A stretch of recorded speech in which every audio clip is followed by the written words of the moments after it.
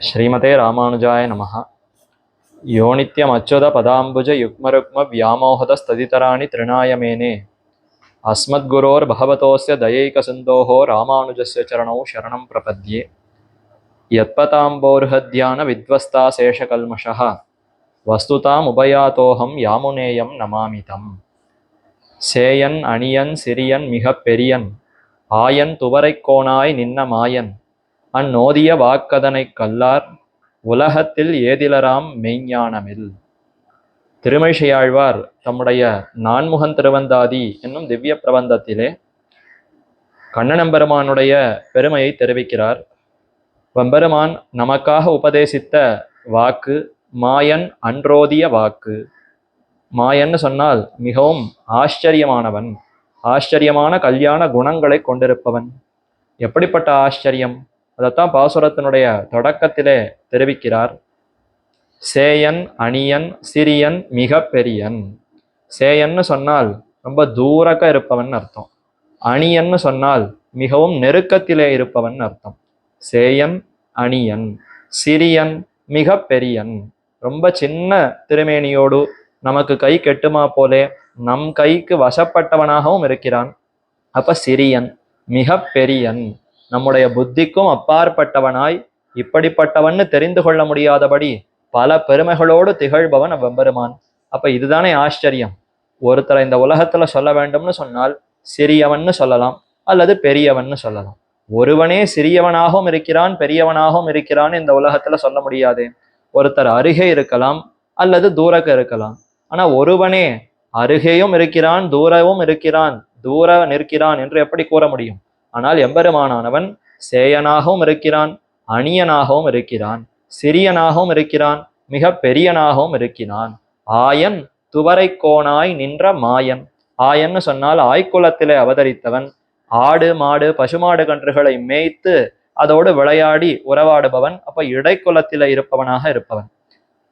துவரைக்கோனாய் நின்ற மாயன். துவரைக்கோன்னு சொன்னால் தனக்காகவே ஒரு இடத்தை ஸ்தாபித்து கொண்டான். துவாரகை துவராபதி என்று சமுத்திரத்திலிருந்து சில நிலத்தை மீட்டு அந்த நிலத்தை தனக்கே உரிய ராஜ்யமாக கொண்டு அங்கு நிறைய மக்களை கொடி வைக்க செய்து அவ்விடத்தையே துவராபதியாக ஆக்கி அதற்கு மன்னனாக ஆனான்னு பார்த்தால் இப்படியும் உலகத்துல பார்க்க முடியாது. இடைக்குலத்துல இருப்பவர்கள் இடையனாகத்தான் இருக்க முடியும், அரசர்களாக இருப்பவர்கள் அரசராகத்தான் இருக்க முடியும். ஆனால் எம்பெருமானோ இடைக்குலத்திலேயும் பிறந்தவனாக இருக்கிறான். அதே சமயத்திலே தனக்காகவே ஒரு இடத்தையும் ஏற்படுத்தி கொண்டு துவரைக்கு கோணாக அரசனாகவும் வீற்றிருக்கிறான். இப்படி பல பெருமைகள் எம்பெருமானிடத்திலே ஒரு சேர அமைந்திருப்பதுங்கிறது வேறு எங்குமே காண முடியாதது. அதனால மிகவும் ஆச்சரியமானவன் மாயன் என்று தெரிவிக்கிறார். அப்படிப்பட்ட அந்த மாயத்தன்மையோடு கூடியிருக்கிற எம்பெருமான் நமக்காக உபதேசித்ததுதான் பகவத்கீதைங்கிற சாஸ்திரம். அந்த பகவத்கீதையை ஒழுங்காக கற்கவில்லை, அதனுடைய அர்த்தங்களை புரிந்து கொள்ளவில்லை என்றால் அப்ப ஏதிலராம் மெய்ஞானமில். உண்மையான ஞானம்ங்கிறது நமக்கு ஏற்படாமல் போய்விடுவோம். மெய் அறிவு, ஆத்மாவை பற்றியதான அறிவு, ஆத்மாவுக்கும் பரமாத்மாவுக்கும் உள்ள தொடர்பு, பரமாத்மாவினுடைய பெருமைகள், இது ஏதும் இல்லாமல் நாம இந்த சம்சாரத்திலே துக்கப்படுவோம். ஏதிலர் என்றால் தாழ்ந்தே போவோம். எந்த உயர்ந்த விஷய அனுபவமும் நமக்கு கிடைக்காமல் தாழ்ந்த விஷயானுபவங்களை பற்றி காமம் குரோதம் லோபம் மோகம் மதம் ஆச்சரியம்னு தாழ்ந்த தீய குணங்களோடையே இருந்து இப்படியே நம்முடைய வாழ்க்கையே கெட்டுப்போம், ஆத்மா நாசமடையும் என்று தெரிவிக்கிறார். அப்ப உயர்ந்த அந்த எம்பெருமானுடைய உபதேசத்தை கேட்க வேண்டும். இப்ப இந்த பாசுரத்துல சொன்னபடி அவருடைய உபதேசத்திலும் எம்பெருமான் இந்த மாயத்தனத்தை காட்டியிருக்கிறார்.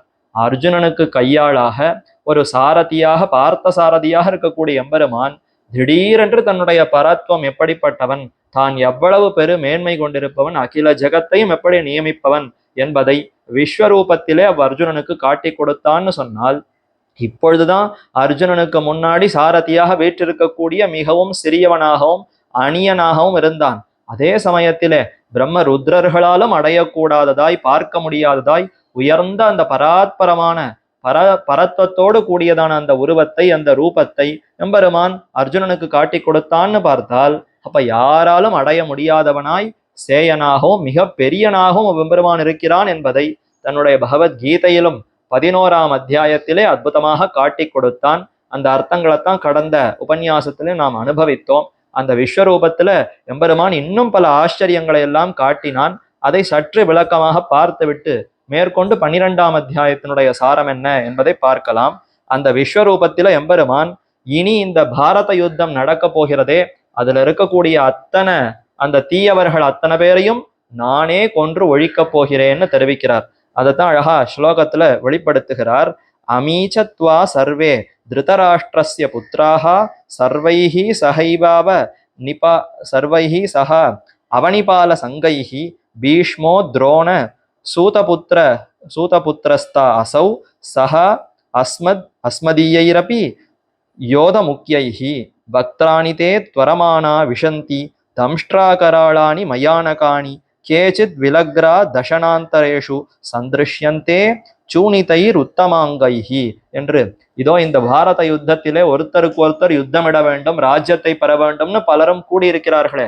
இப்ப இதிலே அத்தனை தீய அரக்கர்கள், அதாவது தீயவர்கள், தீய அரசர்கள், அவர்கள் எல்லோருமே இப்ப இந்த விஸ்வரூபத்துல கண்ணன் என்ன காட்டுகிறான்னா, தன்னுடைய அந்த திருவாயில புகுந்து அத்தனை பேரும் பிராணனையே விட போகிறார்கள்ங்கிறதான் இந்த ஸ்லோகத்துல எம்பெருமான் காட்டினான்கிறத அர்ஜுனன் விவரிக்கிறான். எதிரே காட்சி அளிக்கும் திருதராஷ்டிரனுடைய புத்திரர்கள் 100 வரும், பீஷ்ம பிதாமகரும் ஆச்சாரியரான துரோணரும், அவ்வண்ணமே எதிரே காட்சி அளிக்கும் கர்ணனும், ஆக இத்தனை பேரும் திருதராஷ்டிரனுடைய புத்திரர்கள் 100 வரன்னு சொன்னால் அவனோடு சேர்ந்திருப்பவர்கள் தானே பீஷ்மரும் துரோணரும், அதே போல இந்த மத்துமுண்டான கர்ணன் மத்துமுண்டான அத்தனை அரசர்களும் இவனுக்கு, அதாவது இந்த துரியோதனாதிக்கு கூட இருப்பவர்கள், அவனுக்கு சககாரம் பண்ணுபவர்கள் அத்தனை பேரையும் அரச கூட்டங்களோடும் நம்மை சேர்ந்த சில வீரர் தலைவர்களோடும் கூட வளைந்த பற்களை உடையவனாக இருக்கக்கூடிய மிகவும் பயங்கரமா இருப்பவையான உனது வாய்க்குள்ளே விஸ்வரூபத்துல வெம்பெருமான் பல முகங்களோடு சேவை சாதித்தான். பல திருத்தோள்கள், பல வயிறுகள், பல திருவடிகள்னு பார்த்தோமே, அப்படி அந்த எம்பெருமான் பல முகங்களோடு சேவை தர அதிலே ஒவ்வொரு முகத்திலும் பல அரசர்கள் அத்தனை பேரும் வாய்க்குள்ளே நுழைகிறார்களாம். எம்பெருமான் வளைந்த பற்களோடு கூடின பல முகங்களை கொண்டிருக்கிறான். மிகவும் பயங்கரமாக இருக்கக்கூடிய அந்த வாய்க்குள்ளே அழிவின் பொருட்டு விரைவுடனே நுழைகின்றார்கள். இந்த அரசர்கள் எல்லாம் வேக வேகமா வாய்க்குள்ளே போய் கொண்டிருக்கிறார்களாம். பற்களின் இடைவெளிகளிலே தொங்குகின்றவர்களாகவும் காணப்படுகிறார்கள்.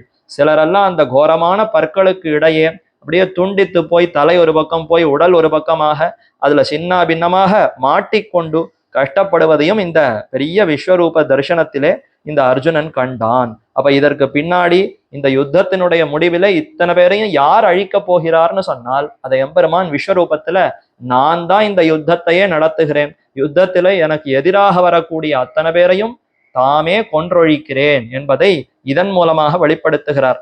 ஆக்யாஹிமே கோபவான் உக்ரரூபோ நமோஸ்துதே தேவவர பிரசீத விஜ்ஞாதுமிச்சாமி பவந்தமாத்யம் நஹி பிரஜானாமி தவ பிரவருத்திம். இப்படி அந்த எம்பெருமான் பெரிய கோரமான இந்த உருவத்தை காட்டின உடனே யார் இவர்னு தெரியவில்லையேன்னு இவன் ஆச்சரியப்பட்டான், பயப்பட்டான்.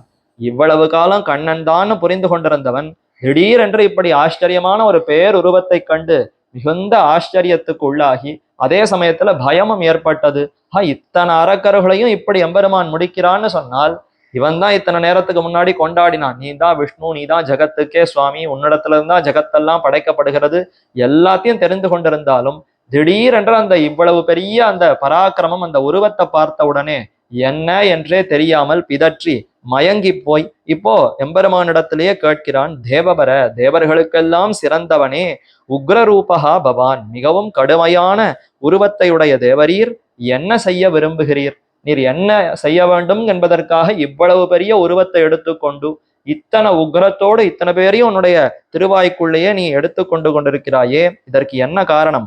ஆதி காரணரான தேவரீரை பற்றி அறிந்து கொள்ள விரும்புகிறேன், நீர் செய்ய விரும்புவதை அறிகின்றேன் அல்லேன், எனக்கு அதை சொல்லுவீராக, உமக்கு எனது வணக்கம் உரித்தாகுக, அருள் புரிவீராக என்று அவ்வெம்பெருமானிடத்துல பிரார்த்தித்தான்.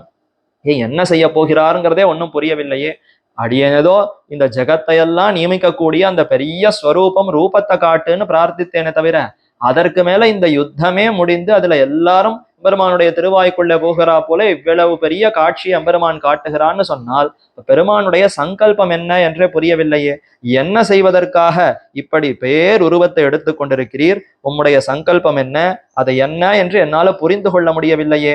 அருள் புரிந்து அது என்ன என்பதை அடியேனுக்கு தெரிவிக்க வேண்டும்னு சொல்ல, அப்ப எம்பெருமான் விவரித்தான். காலோஸ்மி லோக க்ஷயகிருத்து பிரவருத்தோ லோகான் சமாஹர்த்தும் மிக பிரவருத்தா ருதே பித்வான பவிஷ்யந்தி சர்வேயே அவஸ்திதா பிரத்யநீகேஷு யோதாஹா என்று பகவான் தெரிவிக்கிறான். நான் தான் காலன், இனி இத்தனை பேரையும் முடிக்க வந்திருக்கக்கூடிய மிருத்யு தேவதை யமதர்மனை போல. எப்படி யமதர்மன் உலகத்துல இருக்கிற உயிர்களுக்கெல்லாம் ஒரு முடிவை கொடுப்பானோ அதை போலே நான் மிகுந்த பெரிய கால தேவனாக இருக்கிறேன். இதோ இந்த யுத்தத்திலே வந்திருக்கக்கூடிய அத்தனை தீய அரசர்கள் அத்தனை பேருக்கும் ஒரு முடிவை கொடுப்பதற்காகவே நான் இங்கு வந்திருக்கிறேன்னு சொல்லி இந்த ராஜலோகத்தை நானே முன்னின்று அழிப்பதற்கு இந்த போர்க்களத்தில் முற்பட்டிருக்கிறேன். கோர ரூபத்துடன் வளர்ந்திருக்கும் நான் இந்த ராஜலோக வீரர்களின் ஆயுள் முடிவை கணக்கிடும் காலனாக இருக்கிறேன். யாரெல்லாம் தர்மத்துக்கு புறம்பா இருக்கிறார்களோ அத்தனை பேரையும் அழிக்க வேண்டும் என்பதற்காகத்தான் இந்த பெரிய யுத்தத்தையே நான் தொடங்கி இருக்கிறேன். அதுல இவர்கள் அத்தனை பேரையும் அழிக்கக்கூடிய காலதேவனாகவே என்னை நீ பார்ப்பாய். உனக்கு எதிர்ப்படையில் யாவர் சில வீரர்கள் போர் புரிய நிற்கிறார்களோ அவர்கள் அனைவரும் நீ இல்லாவிடிலும் எனது சங்கல்பத்தாலே அழியத்தான் போகிறார்கள். இப்போ அர்ஜுனன் என்ன நினைத்தான்? எதற்கு இந்த யுத்தம், இதெல்லாம் வேண்டாம், நாம போய் யுத்தம் பண்ணினாதானே இத்தனை பேரும் அழிய போகிறார்கள் நினைக்கிறான் அல்லவா. நீ யுத்தம் பண்ணாலும் பண்ணவில்லை என்றாலும் தர்மத்துக்கு புறம்பாக சிலர் நடக்கிறார்கள். எவ்வளவு சொல்லியும் கேட்காமல் மீண்டும் மீண்டும் அதர்மத்தையே செய்கிறார்கள்னு சொன்னால் ஒரு நாள் இல்லை ஒரு நாள் என்னாலேயே அவர்கள் அத்தனை பேருக்கும் முடிவு ஏற்பட்டுதான் தீரும். இதை யாராலும் தடுக்க முடியாது என்பதை காட்டுவதற்காகத்தான் எம்பெருமான் இந்த பெரிய சிறந்த விஸ்வரூபத்திலே தன்னுடைய திருவாயிலே அத்தனை பேரும் உள்ளே நுழைந்து பிராணனை விடுமா போலே காண்பித்தான். மேலும் கண்ணனை தெரிவிக்கணும் அர்ஜுனனிடத்துல, இனி உனக்கு எதிராக தர்மத்துக்கு புறம்பாக இருக்கிறவர்கள் அத்தனை பேரும் அழியத்தான் போகிறார்கள், இதிலே சிறிதும் ஐயமில்லை என்று சொல்ல உடனே அர்ஜுனனுக்கு சந்தேகம் வருகிறது. அப்ப எம்பெருமானே அழித்து கொள்ளட்டுமே, நான் எதற்கு நடுவிலே ஒரு தேர்ல உட்கார்ந்து கொண்டு வில் எடுத்து அம்பெடுத்து இத்தனை பேரையும் அழிக்க வேண்டும்? எதற்கு என்னை வைத்துக் கொண்டிருக்கிறார்னா அதற்குதான் மேலே பகவான் தெரிவிக்கிறார். தஸ்மாத் உத்திஷ்ட யசோ லபஸ்வ ஜித்வா சத்ரூன் புங்ஷ்வ ராஜ்யம் சமிருத்தம் மயைவேதி நிகதாக பூர்வமேவ நிமித்த மாத்திரம் பவ சவ்யசாச்சின். அப்படி நேரடியா எல்லாரையும் நான் அப்படியே கொன்று விடுவேன்னு சொன்னால் அதை நேரடியாக செய்வதில்லை. ஏன்னா இந்த விபூதியே லீலா விபூதின்னு தானே பெயர் பெற்றிருக்கிறது. அப்ப விளையாட்டாகத்தான் நான் அனைத்தையும் செய்வேன். எனக்கு விளையாட்டாகத்தான் இந்த உலகமே அமைந்திருக்கிறது. அதற்குள்ளே நீங்கள் எல்லோருமே காய்கள், பகடை காய்களைப் போல உங்களை வைத்து கொண்டு அதிலே நல்லவர்களுக்கு துணை புரிகிறேன், தீயவர்களை நல்லவர்கள் மூலமாகவே அழிக்கிறேன். அதனால உன்னை வைத்து கொண்டு உன் நிமித்தமாக உன்னை பொருட்டு தான் இப்ப அத்தனை பேரையும் முடிக்க போகிறேன். தஸ்மாத்து உத்திஷ்ட யசோ லபஸ்வ, நீ எழுந்திருந்து போர் புரிந்து உனக்கு பெருமையை சேர்த்துக்கொள். எனது பக்தனான உனக்கு வெற்றி புகழ் அரசு ஆகியவை கிடைப்பதற்காகவே உன்னை தூண்டுகிறேன். எனக்கு இனிமே புகழ் சம்பாதிக்க வேண்டிய அவசியம் இல்லை. நான் ஏதோ பல காலம் தோல்வி அடைந்திருக்கிறேன், இனிமே எனக்கு வெற்றி வேண்டும் என்கிற எதிர்பார்ப்பும் எனக்கு இல்லை. இல்லை எனக்கு அரசு ராஜ்யமே இல்லை, இந்த சண்டை போட்டுதான் எனக்கு ராஜ்யம் கிடைக்க போகிறது, அப்படியும் அல்ல. அப்ப எதற்காக நான் இத்தனை பேரையும் கொன்றொழிக்கிறேன்னா உன்னே ஒண்ணு தர்மத்துக்கு புறம்பாக இருக்கிறார்கள்ங்கிறதுனால தான் இவர்களை எல்லாம் கொல்ல போகிறேன். அப்போ எதற்கு உன்னை தூண்ட வைக்கிறேன்னு சொன்னால் என்னுடைய பக்தனான உனக்கன்றோ இது அத்தனையும் கிடைக்க வேண்டும். யாரோ அதர்மிகள் பக்தர்களே அல்லாத நாஸ்திகர்களுக்கு போய் பேரு புகழ் ராஜ்யம் செல்வம் இதெல்லாம் கிடைத்ததுன்னு சொன்னால் அதை என்னால பொறுக்க முடியுமா? ஆகவே அவர்களிடத்திலிருந்து அது அத்தனையும் பெற்று உனக்கு கொடுக்க வேண்டும், நீ அது அனைத்தையும் பெற வேண்டும் என்பதற்காகத்தான் உன்னை தூண்டுகிறேனே தவிர மற்றொன்றில்லை. ஆகவே நீ எழுந்திருந்து சண்டையிட்டு யசோ லபஸ்வ, யசஸ்ன்னா பெருமை, பெருமை புகழை அடைய வேண்டும். ஜித்வா சத்ரூன், சத்ருக்களை எல்லாம் அழித்து வெற்றி பெற வேண்டும். புங்ஷ்வ ராஜ்யம் சமிருத்தம், நிறைந்ததான இந்த ராஜ்யத்தை நன்றாக அனுபவிப்பாய், சுகத்தை அனுபவிப்பாய். எதன் பொருட்டுன்னா என்னுடைய பக்தன் என்பதினாலே, இது கண்ணனுக்கு பிடிக்கும் என்பதினாலே இதை நீ ஏற்றுக்கொண்டு நீ இந்த யுத்தத்தை செய்வாய். மயைவேதி நிகதாக பூர்வமேவ, இவர்கள் அத்தனை பேரும் ஏற்கனவே நான் கொன்று விட்டேன், இப்ப இந்த விஸ்வரூபத்துல உனக்கு காட்டி விட்டேனே. ஆக இத்தனை பேரும் என்னாலேயே மடிந்தார்கள். இருந்தாலும் செத்த பாம்பை அடிப்பதை போல நீ உனக்கு ஒரு பேர் வர வேண்டும். நீ அந்த பாம்பின் தலையில மறுபடியும் ஒரு அடி அடிச்சு நான் தான் இந்த பாம்பை அடிச்சேன்னு சொல்லி ஒரு பெயர் பெருமா போலே இந்த அரக்கர்களை எல்லாம் முடித்து அசுரர்களை எல்லாம் முடித்து இதோ இந்த ராஜ்யத்தை நான் தான் சண்டையிட்டு முடித்தேன், வெற்றி பெற்றேங்கிற புகழ் பெயர் உனக்கு ஏற்படட்டும், அதுல எனக்கு மிகவும் விருப்பம் என்பதற்காகத்தான் இப்படி செய்தேன் என்று ஒரு கருவியாக இருந்து உன் மூலமாக இந்த பெரிய காரியத்தை நான் நடத்தப் போகிறேன். துரோணம் ச பீஷ்மம் ச ஜெயத்ரதம் ச கர்ணம் ததா அந்யானபி யோத முக்கியான் மயா ரிதான்ஸ்துவம் ஜஹிமா வியதிஷ்டாக யுத்தியஸ்வ ஜெயதாஸ்மி ரணே சபத்னான் என்று நீ இந்த போரிலே எதிரிகளை எல்லாம் ஜெயிப்பாய். இவர்களை எப்படி கொள்வது என்று துன்புறாதே. இவர்கள் எல்லோருமே அதர்மிகள். என்னால் ஏற்கனவே கொல்ல நிச்சயிக்க பெற்ற அனைவரையும் நீ கொள்ளுவாய். இப்ப நீ ஒருவேளை இல்லைன்னு சொன்னாலும் இவர்களை நான் ஏதோ ஒரு முறையில அழிக்கத்தான் போகிறேன். அப்போ நான் சொன்னேன் என்பதற்காக என் பக்தனாக இருக்கும் நீ இவர்களை கொன்றொழித்தாய்ன்னு சொன்னால் உனக்கு இன்னும் மேலே அது ஸ்ரேயஸை தான் கொடுக்கும், உனக்கு நன்மை ஏற்படும். ஆகவே என் பேச்சை கேட்டு நீ யுத்தத்தை செய்வாய் என்று சொல்ல, அதற்கு பின்னர் தான் அர்ஜுனன் மறுபடியும் அந்த எம்பெருமானை குறித்து பலவாறாக ஸ்துதிக்கிறான். உன்னுடைய அந்த பெருமையை எப்படி அறிவது என்றே தெரியவில்லையே என்று சொல்லி முன் பின்னு எல்லா பக்கவாட்டிலையும் அடிக்கடி அந்த எம்பெருமானை நமஸ்கரிக்கிறான். ஏதச்ருத்வா வச்சனம் கேசவஸ்ய கிருதாஞ்சலிர் வேப்பமானஹா கிரீட்டி. கிரீட்டின்னு அர்ஜுனனுக்கு பெயர். அவனுடைய உடலெல்லாம் அப்படியே நடுங்குகிறது, மயிர்கூச்சல் எறிகிறது, வேர்த்து கொட்டுகிறது. கைகளை கூப்பிக்கொண்டு நமஸ்கிருத்வா பூய ஏவாக கிருஷ்ணம் ச கத்கதம் பீதபீதஹா பிரணம்யா. மிகவும் பயந்து போய் ஆஹா இப்படிப்பட்ட ஒரு பெரிய கோபத்தோடு எம்பெருமான் கிளர்ந்திருக்கிறானே என்று அதிலே மிகவும் பயப்பட்டவனாய், கைகூப்பினவனாய், நடுங்குகின்றவனாய், தழுதழுத்த குரலையுடையவனாக அந்த எம்பெருமானை குறித்து பல விதமாக ஸ்துதித்தான். ஸ்தானே ரிஷிகேஷ தவ பிரகீர்த்தியா ஜெகத் பிரகர்ஷ்யந்தி அனுரஜ்யதே ச ரக்ஷாம்சி பீதானி திஷோ திரவந்தி சர்வே நமஸ்யந்தி ச சித்தசங்காஹா. உன்னை குறித்தே எல்லாரும் வணங்குகிறார்கள். இப்போரை காண வந்திருக்கும் தேவர் கந்தர்வர் முதலிய உலகனைத்தும் மிகவும் உகக்கின்றது, ஈடுபடவும் செய்கின்றது.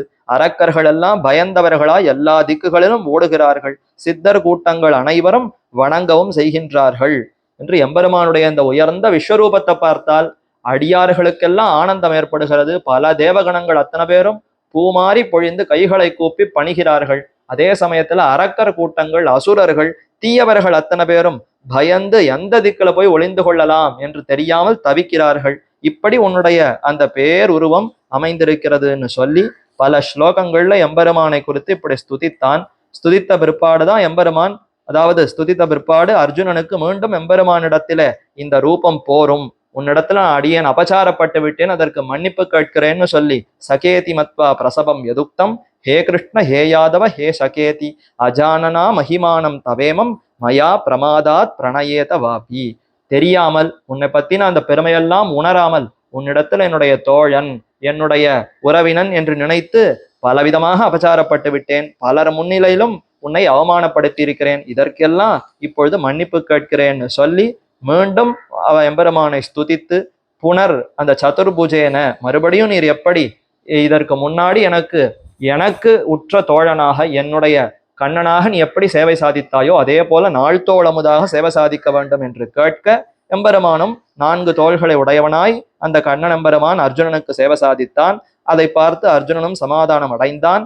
பின்னர் இப்பேற்பட்ட உருவம் யாராலும் பாண கிடைக்காதது, அது உனக்கு கிட்டியதுன்னு சொன்னால் அது என்னுடைய அனுகிரகத்தினால நிருகேத்துக்கு கிருபையினாலே ஏற்பட்டது.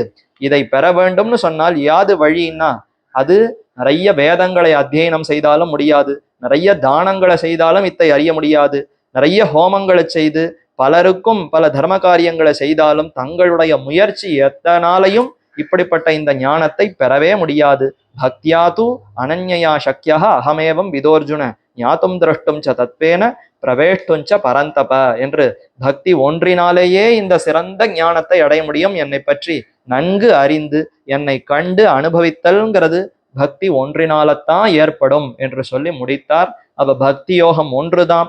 எம்பெருமானிடத்துல அன்போடு அவரை குறித்து நமஸ்கரித்தல், வணங்குதல்ங்கிற இந்த ஒரே ஒரு விஷயத்தினால்தான் எம்பெருமான் நமக்கு வசப்படுகிறானே தவிர நானாக்கும் அதை படித்திருக்கிறேன், இதை படித்திருக்கிறேன், இவ்வளவு செய்திருக்கிறேன், எத்தனை காரியங்களை முயன்று செய்தாலும் நம்முடைய முயற்சிக்கெல்லாம் அப்பாற்பட்டவனாக எம்பெருமான் இருக்கிறான் என்று அந்த விஷயத்தை தான் 11வது அத்தியாயத்திலே கூறினான். ஆள வந்தாரும் அத்தை அழகா ஏகாதசே ஸ்வயாதாத்மிய சாட்சாத்கார அவலோகனம் தத்தம். விதித்தம் விதி பிராப்தியோர் பக்தியேக உபாயதா ததா என்று அழகா தெரிவித்தார். இந்த ஸ்லோகத்துல தெரிவிக்கும் பொழுது ஸ்வயாதாத்மிய சாட்சா்கார அவலோகனம் தத்தம் என்று பார்த்தோம். அதாவது திவ்யமான கண்களை கொடுத்தார். விஸ்வரூபத்தை சேவிப்பதற்கு இந்த ஊன கண்கள் பிரயோஜனப்படாது. சாதாரண இந்த மனுஷருடைய கண்களால சில அளவுக்கு தான் பார்க்க முடியும். அதற்கு அப்பாற்பட்டவனா இருக்கக்கூடிய எம்பெருமான எப்படி இத்தாலே பார்த்து அனுபவிக்க முடியும்? அதனால அதற்கு தேவையான அபராகிருதமான திவ்ய கண்களை கொடுத்து தன்னுடைய பெரு மேன்மையை வெளிக்காட்டுகிற விஸ்வரூபத்தை காட்டி கொடுத்தான்னு பார்த்தோம். அதற்கப்புறம் என்ன தெரிவித்தார்? விதி பிராப்தியோர் பக்தியேக உபாயதா ததா. விதி என்றால் எம்பெருமானை அறிவது. வித்திங்கிறது விதின்னு வந்திருக்கு. அதாவது நன்கு வேதனம், நன்கு அறிதல், பெருமானை நன்கு உணர்தலுக்கும் பிராப்தின்னா அடைதல். அப்ப அறிவதற்கு அதே போல அடைவதற்கு என்று இரண்டு விடத்துல சொல்லப்பட்டிருக்கிறது. அதற்கு தான் வியாக்கியானத்துல விதி பிராப்தையோரிதி தர்ஷனஸ்யாபி உபலக்ஷணம். ஒன்று எம்பெருமானை அறிவது, மற்றொன்று எம்பெருமானை அடைவதுன்னு ரெண்டு தான் இவ்விடத்துல சொல்லி இருக்கு. ஆனா அதற்கு இடையே தரிசனம்ங்கிறதையும் சேர்த்து கொள்ள வேண்டும். ஏன்னா எம்பெருமானை பற்றி அறிதல், நேர எம்பெருமானை காணுதல், கண்ட பிற்பாடு அடைதல், இப்படிதான் உபனிஷத்து தெரிவிக்கிறது. ஆத்மாவாரே திரஷ்டவ்யா ஸ்ரோதவ்யா மந்தவ்யா நிதித்தியாசிதவ்யா. ஆத்மான் இவ்விடத்துல உபனிஷத்துல சொன்னது பரமாத்மாவை. அந்த பரமாத்மாவை நாம் சேவிக்க வேண்டும், காண வேண்டும். அதைத்தான் திரஷ்டவ்யான்னு சொல்லிது. சரி, எப்படி அவரை காண முடியும், தரிசிக்க முடியும்னு சொன்னால் அதுவா ஸ்ரோதவ்யா, நிறைய அவனை பற்றி கேளு, கேட்டு கேட்டு அறிய வேண்டும். நாம அறிதல்னு சொன்னாலே எப்படி நமக்கு அறிவு ஏற்படுகிறதுன்னா நிறைய கேட்க கேட்கத்தான் ஏறும். இப்போ புஸ்தகங்களை பார்த்து நிறைய படிக்கலாம். ஆனா படித்திருந்தாலும் ஒரு ஆச்சாரியன் மூலமாக தெளிவாக அந்த உபதேசத்தை கேட்டாதான் சந்தேகம் இல்லாமல் சரியாக புரிந்து கொள்ளுவோம். நாம இந்த புஸ்தகத்தை எடுத்து படித்தால் அப்ப நம்ம புத்திக்கு எவ்வளவு புரியுமோ அவ்வளவுதான் புரியும். தப்பா கூட புரிந்து கொள்ளலாம்.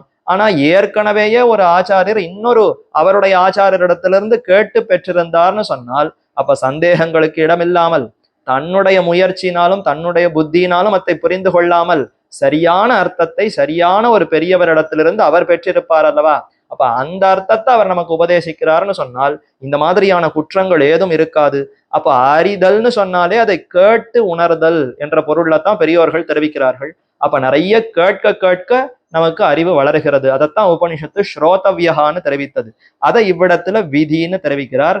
அப்ப எம்பெருமானை குறித்து அறிதல்னு சொன்னால் நிறைய கேட்டு கேட்டு உணர்ந்து அறிதல்னு கொள்ள வேண்டும். பல பெரியோர்களிடத்துல அடிபணிந்து அர்த்தங்களை கேட்டு அத்தாலே அறிதல், கேட்டு உணர்தலைத்தான் இவ்விடத்துல அறிதல்னு கொள்ள வேண்டும். அப்ப அறிதல், அதுக்கப்புறம் ஸ்ரோதவ்யா, மந்தவ்யா நிதித்தியாசிதவ்யா. மந்தவ்யம் நிதித்தியாசிதவ்யனம்னு சொன்னால் நிறைய அதை குறித்து சிந்தித்தல்.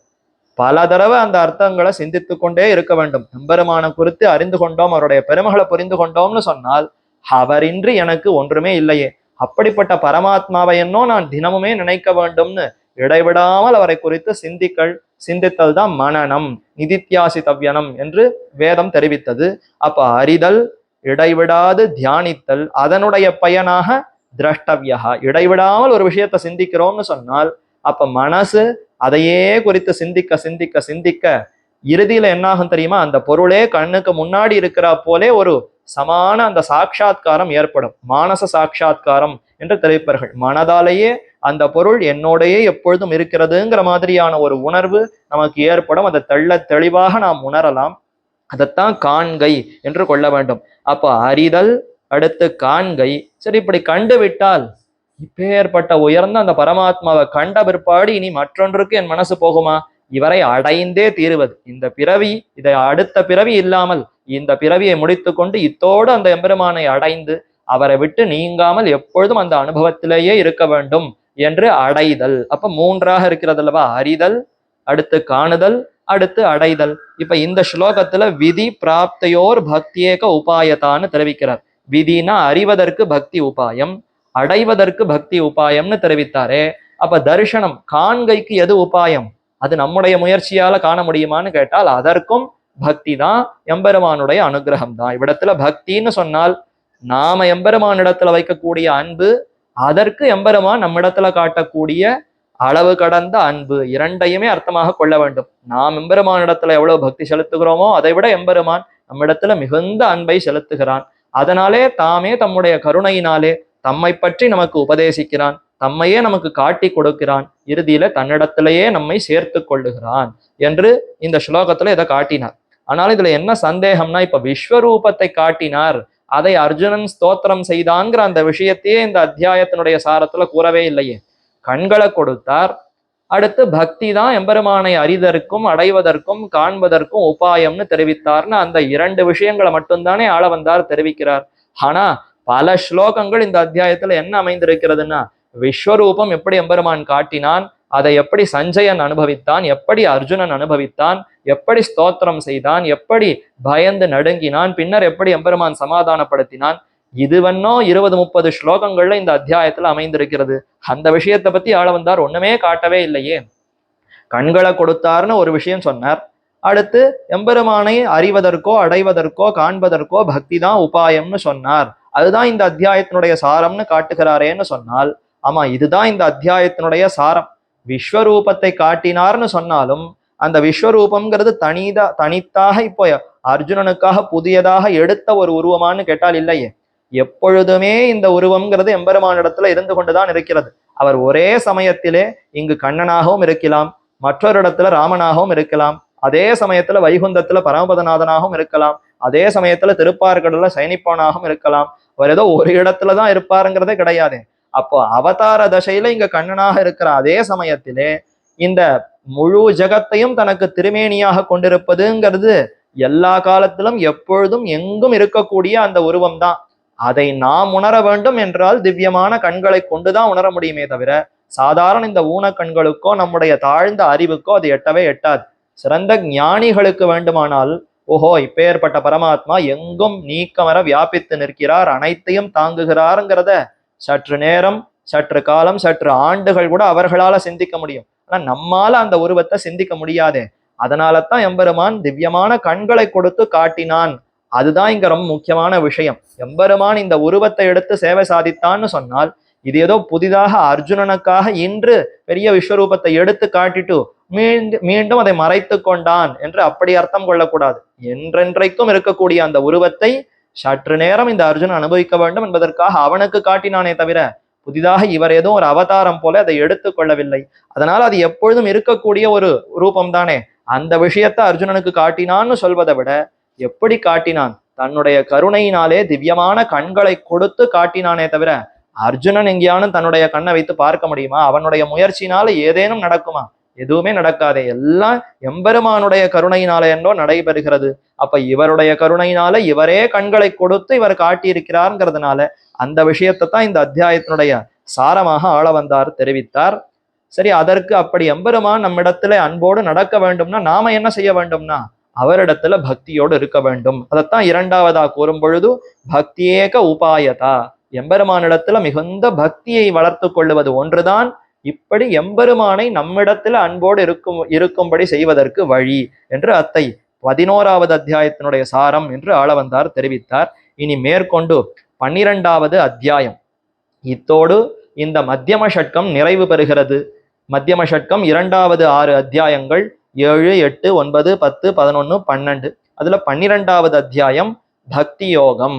பக்தி யோகத்தினுடைய பெருமை, அது எவ்வளவு சிறந்தது, அந்த பக்தி யோகத்தை கடைபிடிக்கக்கூடிய பக்தர்களிடத்துல தனக்கு எவ்வளவு அன்பு என்பதைத்தான் இந்த அத்தியாயத்துல தெரிவிக்கிறார். ரொம்ப சின்ன அத்தியாயம், 20 ஸ்லோகங்கள் கொண்டிருக்கக்கூடிய இந்த அத்தியாயம் பலரும் இத்தை பாராயணத்துக்குன்னு வைத்துக் கொள்ளுவார்கள். ஏன்னா கீதா பாராயணம் பண்ணணும்னா 700 ஸ்லோகங்களை பண்ணுவது மிகவும் சிரமம். பொழுதிருப்பவர்கள் தாராளமாக பண்ணலாம். ஆனா அலுவலக பணிகள் அது இதுன்னு என்னவோ வரிசையா காரியம் இருந்ததுன்னா அப்ப சுலபமா சின்னதா பகவத்கீதையை பாராயணம் பண்ணுவதற்கு என்ன வழின்னா, பெருமானுக்கு மிகவும் பிடித்திருப்பவர்கள் பக்தர்கள்னு தாமே மிகவும் ஆனந்தத்தோடு கூறக்கூடிய இந்த 12வது அத்தியாயம் 20 ஸ்லோகங்கள் கொண்டிருப்பது.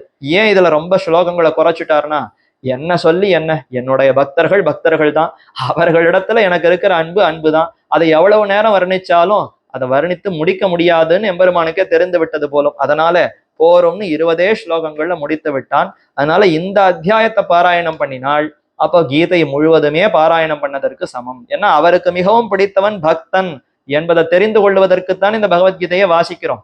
எதற்கு பகவத்கீதையை வாசிப்பது? பக்தி யோகத்தை செய்ய வேண்டும். பக்தி யோகம் செய்பவர்களிடத்துலதான் பகவானுக்கு மிகவும் ஆனந்தம்.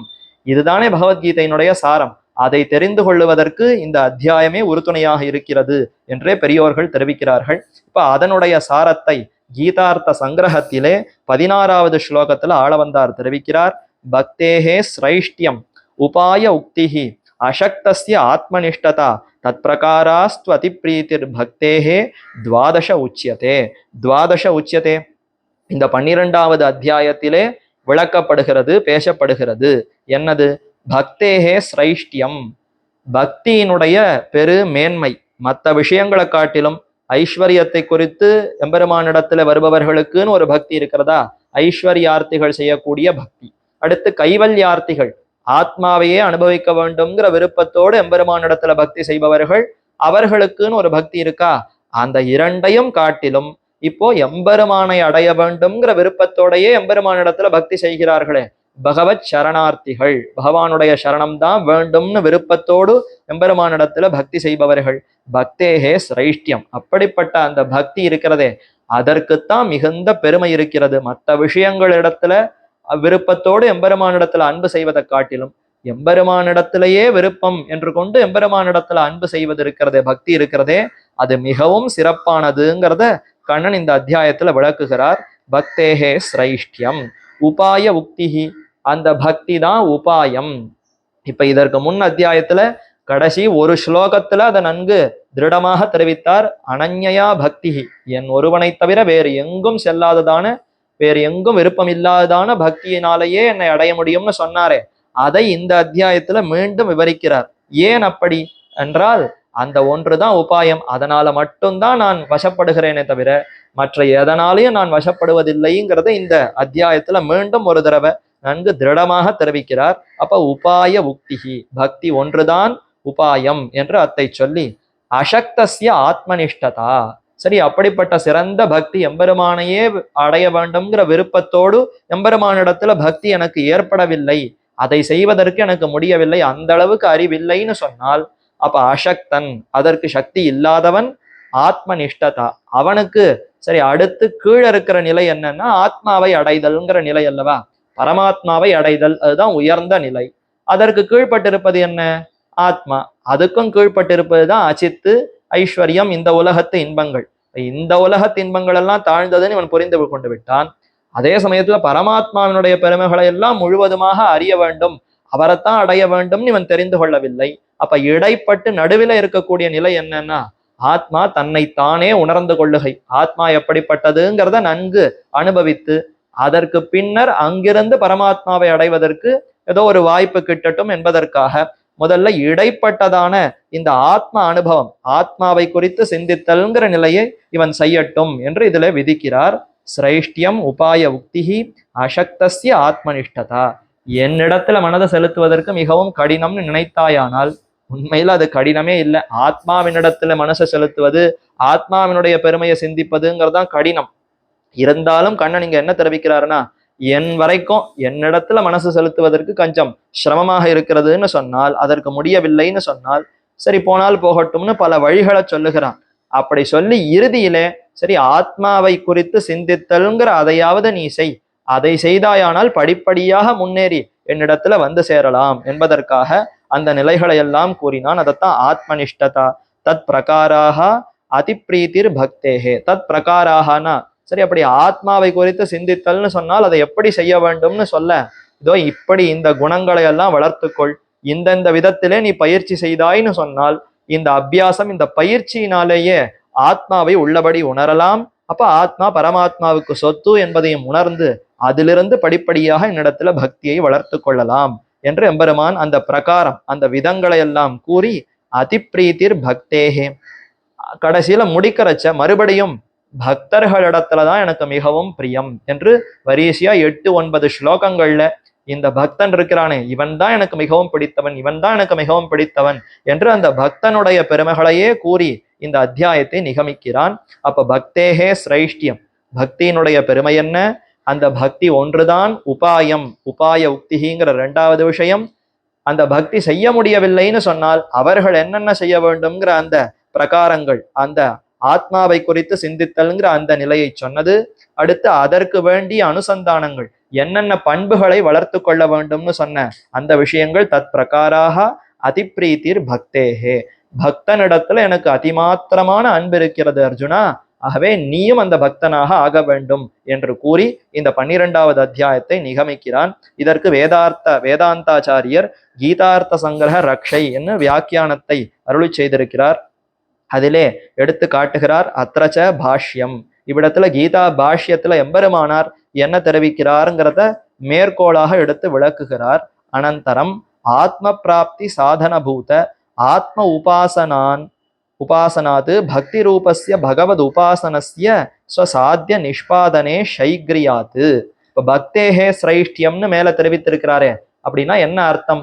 பக்தி தான் சிறந்தது என்பது இவ்விடத்துல பல விதங்கள்ல கூறப்படுகிறது. இதற்கு முன் அத்தியாயங்கள்லயும் நிறைய கண்ணன் தெரிவித்திருக்கிறார். ஆனா இந்த அத்தியாயத்துல இப்ப பக்தி தான் மிகவும் சிறந்ததுன்னு எதனால, எந்த காரணத்தினால தெரிவிக்கிறாருங்கிறத எம்பெருமானார் விளக்குகிறாராம். ஆத்ம பிராப்தி சாதனபூத ஆத்ம உபாசனம், ஆத்மாவை அடைவது அதுதான் கைவல்யம், அதுதான் ஆத்ம பிராப்தி. அந்த ஆத்மாவை அடைதலாகிற ஆத்ம பிராப்திக்கு சாதனம் உபாயம் எதுன்னா ஆத்மாவை குறித்து சிந்தித்தல், உபாசித்தல், அந்த ஆத்ம உபாசனம், ஆத்மாவை குறித்தே இடைவிடாமல் சிந்தித்தல்ங்கிற அந்த தியானம். அதை காட்டிலும் பக்தி ரூபஸ்ய பகவத் உபாசனஸ்ய, பக்தி என்று பெயர் கொண்டிருப்பதாய் பகவத் உபாசனம், பகவானை குறித்தே இடைவிடாமல் சிந்தித்தலாகிற இந்த பக்தி என்பது ஸ்வசாத்திய நிஷ்பாதனே ஷைக்ரியாத்து. இப்ப ஒருத்தர் ஆத்மாவை குறித்தே உபாசித்துக் கொண்டிருக்கிறார், மற்றொருவர் பரமாத்மாவை குறித்து உபாசிக்கிறார். இந்த இருவருக்கும் உபாசனம்ங்கிறது இருக்கா? ஆனா இந்த உபாசனத்தினுடைய பயனை பார்க்கும் பொழுது எது விரைவிலே கிட்டும்? ஆத்மாவை உபாசிப்பவர் ஆத்மாவை விரைவில் அடைகிறாரா, அல்லது பரமாத்மாவை உபாசிப்பவர் பரமாத்மாவை விரைவில் அடைகிறாரான்னு கேட்டால் அதுதான் தெரிவிக்கிறார். சாதன நிஷ்பாதனே ஷைக்ரியாத்து. அந்த சாதனம் தன்னுடைய சாத்தியத்தை அடையும் பொழுது எது விரைவிலே பலனை கொடுக்கிறதுன்னு கேட்டால் ஆத்ம உபாசகனை காட்டிலும் பகவத் உபாசகனுக்குத்தான், பகவானை உபாசிக்கிறவனுக்குத்தான் இந்த உபாசனம் விரைவிலே கைகூடி நிச்சயமாக தன்னுடைய பலனை பெற்றுக் கொடுக்கிறது, நழுவுதல் இல்லாமல் மிக விரைவாக. ஷைக்ரியாத் என்றால் மிகவும் வேகமாக, மிகவும் விரைவாக தன்னுடைய பலனை பெற்றுக் கொடுப்பது எதுன்னா அது பகவானை குறித்த உபாசனமே தவிர ஆத்மாவை குறித்த உபாசனம் அல்ல. ஆத்ம உபாசனம் பலன் கொடுக்கும், ஆனா அதற்கு நிறைய நழுவுதல் நடுவுல ஏற்பட்டுவிடும். அந்த நழுவுதல் இல்லாமல் தொடர்ந்து ஆத்மாவை குறித்து சிந்திக்க ஏதோ ஒரு காலத்துல பாபங்கள் எல்லாம் கழிந்து பின்னர் தான் ஆத்ம பிராப்திங்கிறது கிட்டும். அப்ப அது தாமதமாகும். ஆனா எம்பெருமானுடைய உபாசனம்ங்கிறது அதனுடைய பலனை விரைவிலேயே பெற்றுக் கொடுக்கும் என்று அது முதல் காரணம். அடுத்து சுசுக உபாதனத்வாச்ச சிரைஷ்டியம். சுசுகம் மிகவும் இனிமையாகவும் ஆனந்தத்தை கொடுக்கக்கூடியதாகவும் இருக்கிறது. இப்ப ஆத்மாவை குறித்து உபாசிக்க வேண்டும்னு சொன்னால் அது ஒன்றும் அவ்வளவு ஆனந்தமா அத்தனை மகிழ்ச்சி கொடுக்கக்கூடியதாக இருக்கவே இருக்காது. ஏன்னா இவனுக்கு இந்த உடல்லையே சிரமப்பட்டு உடலால பல இன்பங்களை நுகர்ந்தவனுக்கு திடீரென்று இப்ப ஆத்மாவினுடைய ஆனந்தம் அதனுடைய இன்பம் நுகர வேண்டும்ன்ற விருப்பம் இருந்தாலும் அது என்ன ஏதுங்கிற அந்த ஒரு பயிற்சியும் இல்லாமல், அது என்னங்கிற முன் அனுபவம் இல்லாமல் திடீரென்று தொடங்கினான்னு சொன்னால் அது எப்படி அவனுக்கு இன்பம் பயக்கும்? அது ஒரே வரட்டுத்தனமாக இருக்கும். என்ன ஏதுன்னே புரியாமல் அப்படியே விழி பிதுங்கி கொண்டு முழித்து கொண்டு நிற்பான். ஆனா பகவத் உபாசனம் செய்பவனுக்குத்தான் எம்பெருமான் அர்ச்சா நிலையிலே பல திவ்ய திருமேனிகளை காட்டுகிறார். மேலும் அவருடைய சரித்திரங்கள் ஒன்னா ரெண்டா, எத்தனை விதமான விளையாட்டுகள், எத்தனை விதமான கல்யாண குணங்களோடு கூடியிருக்கிறான். இது இத்தனையும் நினைக்க நினைக்க நினைக்க நினைக்க இவனுக்கு நாள் செல்லுவதே பொழுது போவதே தெரியாமல் இதுல இடைவிடாமல் சிந்திக்க தொடங்குகிறான். அது மிகுந்த ஆனந்தத்தை கொடுக்கிறது. ஆறாவமுதமாக அத்தனை இன்ப வெள்ளமாக அந்த அனுபவம் இருக்க இருக்க அதனாலேயே இவன் தொடர்ந்து அத்தை செய்கிறான். ஆகையினால சுசுக உபாதனத்வாச்ச, நன்றாக இனிமையாக அந்த அனுபவத்தை கொடுத்து இதை நன்றாக செய்யக்கூடியவையாகவும் இந்த பக்தி யோகம் தான் இருக்கிறது. அதனாலே இதற்கு பெருமை. அப்ப ஆத்ம உபாசனத்தை காட்டிலும் பரமாத்ம உபாசனத்துக்கு எத்தால பெருமைனா அது விரைவிலேயே தன்னுடைய பயனை கொடுக்கிறது. மேலும் செய்வதற்கு மிகவும் எளிமையாகவும் இனிமையாகவும் மிகுந்த மகிழ்ச்சி ஆனந்தத்தை கொடுக்கக்கூடியதாகவும் இருக்கிறது என்று இதனாலேயே இந்த பக்திக்கு பெருமை என்பதைத்தான் இந்த அத்தியாயத்துல கண்ணன் தெரிவித்தார். பகவத் உபாசன உபாயஷ்ச. அடுத்து பகவத் உபாசனம், இப்படி அந்த எம்பெருமானை குறித்து உபாசித்தல்ங்கிறது உபாயம். எதற்கு? எம்பெருமானை அறிவதற்கு, காண்பதற்கு, அடைவதற்கு இதுதான் உபாயம். தது அசக்தஸ்ய அக்ஷர நிஷ்டதா. சரி, இப்படிப்பட்ட அந்த உயர்ந்த பக்தி அதுல இவனுக்கு நன்கு ஒரு பிடிப்பு வரவில்லை, அதுல அவனால ஈடுபட்டு அந்த பக்தியை வளர்த்து கொள்ள முடியவில்லைன்னு சொன்னால் தத் அசக்தன், அவன் தான் அசக்தன். அவனுக்கு அக்ஷரநிஷ்டதா. சரி, அவன் முதல்ல தான் யார், ஆத்மா யாருங்கிற அந்த புரிதல் அவனுக்கு வரட்டும். அந்த ஆத்மாவை அனுபவித்தல்ங்கிற அதற்கு இவன் சில முயற்சிகளை எடுக்கட்டும்ங்கிறதுக்காக ஆத்ம நிஷ்டதா, ஆத்மாவை குறித்து சிந்தித்தல், அதற்கு வேண்டிய செயல்களை செய்யட்டும்னு கண்ணன் இந்த அத்தியாயத்துல விவரித்தான். தத் அசக்தஸ்ய அக்ஷர நிஷ்டதா. அக்ஷரன்னு சொன்னால் இவ்விடத்துல அழியாதவனான ஆத்மான்னு அர்த்தம். நித்தியமாக இருக்கக்கூடியவனான ஆத்மாவை குறித்து சிந்தித்தல்ங்கிற அந்த நிஷ்டையில இவன் இருக்கட்டும், ஆத்ம உபாசனத்தை செய்யட்டும் என்று கண்ணன் விதிக்கிறான். தத் அபேட்சிதச்ச உச்சியந்தே. இதற்கு வேண்டிய அந்த பிரகாரங்கள், ஆத்மாவை குறித்து சிந்தித்தல்னு சொன்னால் அதை எப்படி செய்வது, அதற்கு எப்படி அந்த பண்புகளை வளர்த்து கொள்வது, எந்த மாதிரியான குணங்களை வளர்த்து கொண்டால் ஆத்மாவை குறித்து உபாசிக்க முடியும் என்பதையெல்லாம் இந்த அத்தியாயத்துல தெரிவிக்கிறான்னு எம்பெருமானார் கீதா பாஷ்யத்தினுடைய தொடக்கத்திலே இப்படி முன்னுரையில சாதித்தார் என்பதை வேதாந்தாச்சாரியர் இவ்விடத்துல வியாக்கியானத்துல எடுத்து காட்டி மேலே அதிப்ரீத்திர் பக்தேகேன்னு இந்த ஸ்லோகத்துல மேல வருகிறது. தத் பிரகாராக அதிப்ரீத்திர் பக்தேஹே என்று இந்த கீதார்த்த சங்கிரகத்துல ஆள வந்தார் காட்டுகிறாரே, அதை இவ்விடத்துல விளக்குகிறார் வேதாந்தாச்சாரியர். அத்த அதிப்ரீத்திர் பக்தேஹே அப்படிங்கிற இந்த பதத்திற்கு என்ன அர்த்தம்? இத்தியஸ்ய உபாதானம் உபசம்ஹார மாத்திரதா வியஞ்சனார்த்தம். இங்க பக்தர்களிடத்துலதான் எனக்கு மிகுந்த அன்பு இருக்கிறது, அவர்களிடத்துல மிகுந்த உகப்பு, மிகுந்த ஆனந்தம் எனக்கு ஏற்படுகிறதுன்னு கண்ணன் தெரிவிக்கிறாரே, இது புது அர்த்தமானு கேட்டால் இது ஏற்கனவே 7ஆம் அத்தியாயத்துல கூறப்பட்ட விஷயம்தான். ஞானீது ஆத்மைவ மேமதம், அந்த ஞானிய தான் எனக்கு ஆத்மா போல, என்னையே தாங்குபவனாக அந்த பக்தனைத்தான் நான் நினைக்கிறேன்னு ஏற்கனவே சொல்லிவிட்டார். 4 விதமான பக்தர்கள்னு பிரித்து அவர்களுக்குள்ளே ஞானிக்கு இருக்கிற சிறப்பை அங்கேயே கூறிவிட்டார்.